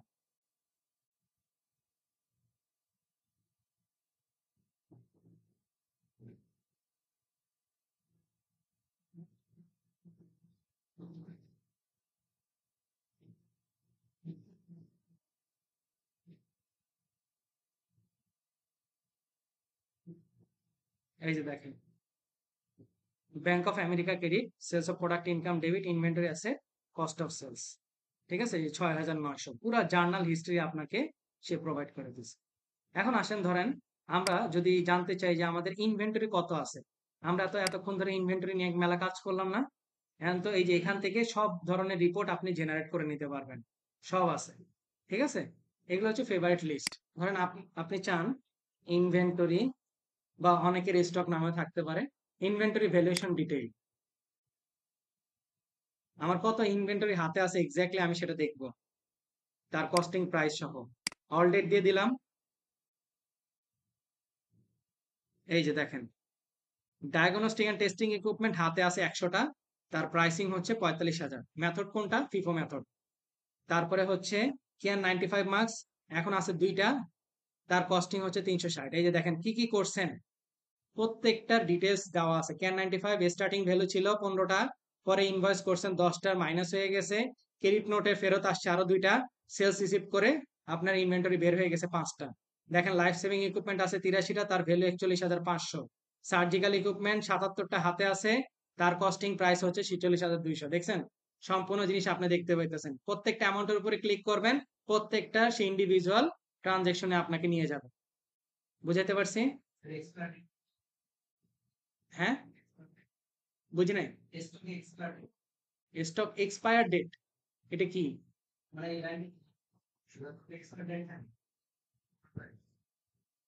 মানে আর কি আপনি চাচ্ছেন এক্সপায়ারি ডেট যেটা, সেটাকে এখানে ইনক্লুড করার জন্য? না, এটা এখানে করা যাবে না। ওটা এক্সপায়ারেশন ডেট, তো ওটা আপনার ইয়াতে থাকবে। আপনি তো এখানে স্টকটাকে ম্যানেজমেন্ট করতেছেন, তাই না?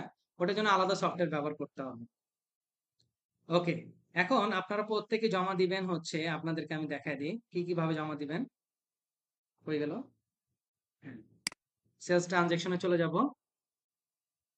আপনারা যে প্রত্যেকটা কাজ করছেন সেগুলোতে একটা প্রিন্ট আউট হবে না? ধরেন আমি একটা ইনভয়েস চলে গেলাম, যে কোনো একটা ইনভয়েসে যাই, ভিউ আর এডিট অপশনে চলে গেলাম।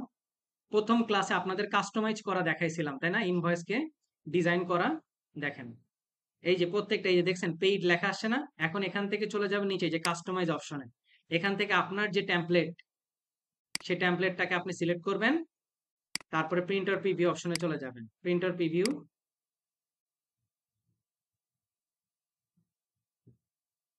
এই যে সিল সহকারে দিয়ে দিছে পেইড, যেটা আপনি ডিজাইন করছেন সেই আকারে প্রত্যেকটা ডাউনলোড করে প্রত্যেকটা কাস্টমার প্যানেল সুন্দরভাবে সাজে আপনারা প্রেজেন্টেশন করে দিয়ে দিবেন। এই যে এখান থেকে মোর অপশন থেকে copy, void, delete, transaction journal তো দেখাই দিলাম, তাই না? এই যে ট্রানজেকশন জার্নাল, অডিট হিস্ট্রিও দেখা যায়, কে কি করছে কখন করছে, অডিট হিস্ট্রিও দেখা যায়। এই জন্যই বলছি যে এই সফটওয়্যার গুলো অডিটিং ক্ষেত্রে বিশেষ করে অনেক বেশি হেল্পফুল। যারা অডিটিং শিখতে চায় বা লাইফে অডিট নিয়ে কাজ করতে চায়, তাদের জন্য এই সফটওয়্যার গুলা অনেক ভালো, বিশেষ করে কুইক বুকস, অন্য সফটওয়্যার না। আপনি এমন কোনো ডাটা নাই যে আপনি এখান থেকে ইনকোয়ারি করে নিতে পারবেন। এই দেখেন, আপনি ইনভয়েস করলে কি হয়, account receivable debit, sales of product, income credit, তারপরে ওই যে যেহেতু ওগুলা সার্ভিস আইটেম ছিল, তার ইন্ডিভিজুয়াল নামগুলো আকারে আলাদা চলে আসে। ঠিক আছে, তো এভাবে করে আপনারা প্রত্যেকটা প্রিন্ট আউট করে আপনাদের যতগুলো ট্রানজেকশন হয়েছে, প্রত্যেকটা যে কাস্টমার ছিল, এই যে প্রত্যেকটা কাস্টমার এগেইনস্টে ফাইল অনুযায়ী কাজগুলো করবেন। এবার আসেন একটা ইন্টারেস্টিং জিনিস আপনাদের সাথে শেয়ার করব, আপনারা কেউ এখন পর্যন্ত বলেন নাই, আমি দেখাই দেব। সেটা হচ্ছে ডিসকাউন্টের কলাম আমরা কয়টা দেখছি বলেন তো? ডিসকাউন্টের কলাম একটা দেখছেন, তাই না? এমন হইতে পারে না যে প্রত্যেকটা প্রোডাক্টের উপর ইন্ডিভিজুয়াল ডিসকাউন্ট নাই? এটা ডিসকাউন্টের কলাম কি এখানে একটা না? তার মানে বোঝা যাচ্ছে কি আপনার টোটাল জিনিসের উপরে একবারে আপনি ডিসকাউন্ট ধরতে পারেন। ঠিক আছে, এখন ধরেন আপনাদের এইখানে আমি ফোল্ডারের মধ্যে একটা লিখে এই যে এই ব্যক্তি, তার প্রত্যেকটা প্রোডাক্টের জন্য আলাদা আলাদা ডিসকাউন্ট, একটা 2%, একটা 5%, একটা 3%, একটা 4% ডিসকাউন্ট, তাই না? তাহলে ইন্ডিভিজুয়াল ডিসকাউন্ট আপনি কিভাবে দেখাবেন? এটার জন্য দুইটা ওয়ে আছে। প্রথম ওয়েটা হচ্ছে, আমি যদি বলি যে আপনি সব একবারে ক্যালকুলেশন করে, ম্যানুয়ালি হাতে ক্যালকুলেশন করে একবারে ডিসকাউন্টের অ্যামাউন্টটা বসান, এটা একটা টেকনিক। আর এই ছাড়া যদি আমার মতো শর্টকাট টেকনিক ব্যবহার করেন তাহলে সেটা দেখায় দিই। শর্টকাট দেখাবো? শিওর? হাতে মানে আর কি ক্যালকুলেটরই করবেন ভাই। আচ্ছা, টেকনিক দেখাবো না, আসেন প্রোডাক্ট অ্যান্ড সার্ভিসে চলে যাব। প্রোডাক্ট অ্যান্ড সার্ভিসে চলে যাব। এই দেখেন আপনাকে ইয়ে দিচ্ছে, লো স্টকের একটা ওয়ার্নিং দিচ্ছে। চলে যাব হচ্ছে নিউ, সেখান থেকে সার্ভিসে চলে যাব। সেখান থেকে অ্যাড করব সেলস ডিসকাউন্ট। কেন করতেছি সেটা জিজ্ঞাসা করেন না, এটা হচ্ছে টেকনিক, এজন্য বলে দিলাম। সার্ভিস, আর এটার প্রাইস দিব -0.50। ঠিক আছে, ওকে, দিয়ে এটাকে সেভ অ্যান্ড ক্লোজ করবো, আর কোনো কিছু করবেন না, জাস্ট সার্ভিস দিয়ে। হ্যাঁ, দেখি এটা অ্যাড হয়েছে কিনা। এই যে এটা লো দেখাচ্ছে, এই যে সেলস ডিসকাউন্ট -0.50। এবার আসেন আমি একটা ইনভয়েস করতে চাই। ঠিক আছে, ইনভয়েস করব জন ডো। ইনভয়েস হবে হচ্ছে অক্টোবরের 1 তারিখ। প্রথম প্রোডাক্টটা ডায়াগনস্টিক এন্ড টেস্টিং ইকুইপমেন্ট, একটা করে কলাম ফাঁকা রাখবেন। কেন 95 মার্কস? আচ্ছা, 95 যেহেতু লো আছে, তাহলে নার্সিং কেয়ার, একটা করে কলাম ফাঁকা রাখবো আমরা। স্পিচ থেরাপি, এটা প্রোডাক্ট হচ্ছে 10টা দিব, 10টা, এটা 10%। আর নার্সিং কেয়ার সে নিবে হচ্ছে 8টা নিবে, আর এটা ট্যাক্সেড হবে 8%। আর স্পিচ থেরাপি সে নিবে হচ্ছে 12টা, আর এটা ট্যাক্সেড হবে হচ্ছে 0%। খেয়াল করেন, এখন প্রথমে বলা হলো ডায়াগনস্টিক অ্যান্ড টেস্টিং ইকুইপমেন্টের উপরে 3% ডিসকাউন্ট। কত পার্সেন্ট? 3%। এখন দেখেন এই যে মাঝে যে কলামটা ফাঁকা আছে, দিব সেলস ডিসকাউন্ট। আসে নাই এখনো? দেখছেন ডেট এখনো আসেনি, ওকে ধরে আবার রিলোড দিতে হবে।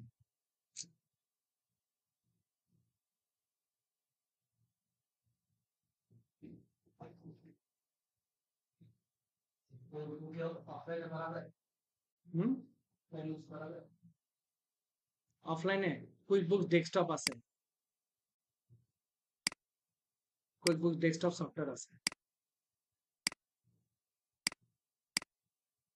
কেন অনলাইনে করতে ভালো লাগে না? আরে কষ্ট লাগে না? সময় তো নেই আমাদের, সব থেকে ব্যস্ত মানুষ হচ্ছে আমরা। এটা হচ্ছে 10টা। হ্যাঁ, কমে যাচ্ছে, কিছু তো করার নাই, এটি তো মানে আর কি ফ্রিল্যান্সিং জগতে আসছেন, মানে আর কি কষ্ট করবেন না, এটা তো হয়। কিন্তু কুইক বুকসে তো কিছু যায় আসে না। কুইক বুক সে নিজের জায়গায় বহাল তবিয়তে রয়ে গেছে। সেলস ডিসকাউন্ট, এই যে দেখেন, খেয়াল করেন কি করতেছি, সেলস ডিসকাউন্ট নিলাম, এই যে যে ভ্যালুটা 8,000, কত পার্সেন্ট? 8,000। এবার বললাম 3% ডিসকাউন্ট ধরবো, দেখেন তাহলে কি হবে, জাস্ট একটু -0.03, তাই না? তাহলে 8,000-এ 3% করেন তো কত হয়? আপনাদের হাতে ক্যালকুলেটর আছে, 3×8 = 24, তাই না? 240, এই দেখছেন মাইনাস হয়েছে 240। এটা যে রেট, এটারও সেম রেট দিতে হবে, সেলস ট্যাক্স। তারপরে মেডিকেল সোশ্যাল সার্ভিস, এটাতেও সেলস ডিসকাউন্ট ধরবো আমরা, এটাতে বলো 5%, তাহলে কত হবে? -0.05। আর এটা ভ্যালু লিখবেন না, এই যে এই ভ্যালুটা টোটালটা লিখতে হবে না, 1200। এই অ্যামাউন্টটাকে পরবর্তীতে কোয়ান্টিটিতে দিয়ে তারপরে পার্সেন্টেজ হিসাব করবেন, তাহলে 1200-র 5% কত হয়? 60। এটা যে পারচেজ ট্যাক্স ছিল, এটাও পারচেজ ট্যাক্স দিয়ে দিবেন। সার্জিক্যাল ইকুইপমেন্টে এটার অ্যামাউন্ট ছিল হচ্ছে 5,000, এখানে 5,000 লিখে দিব। আর এটার উপরে হচ্ছে 8%, 0.08।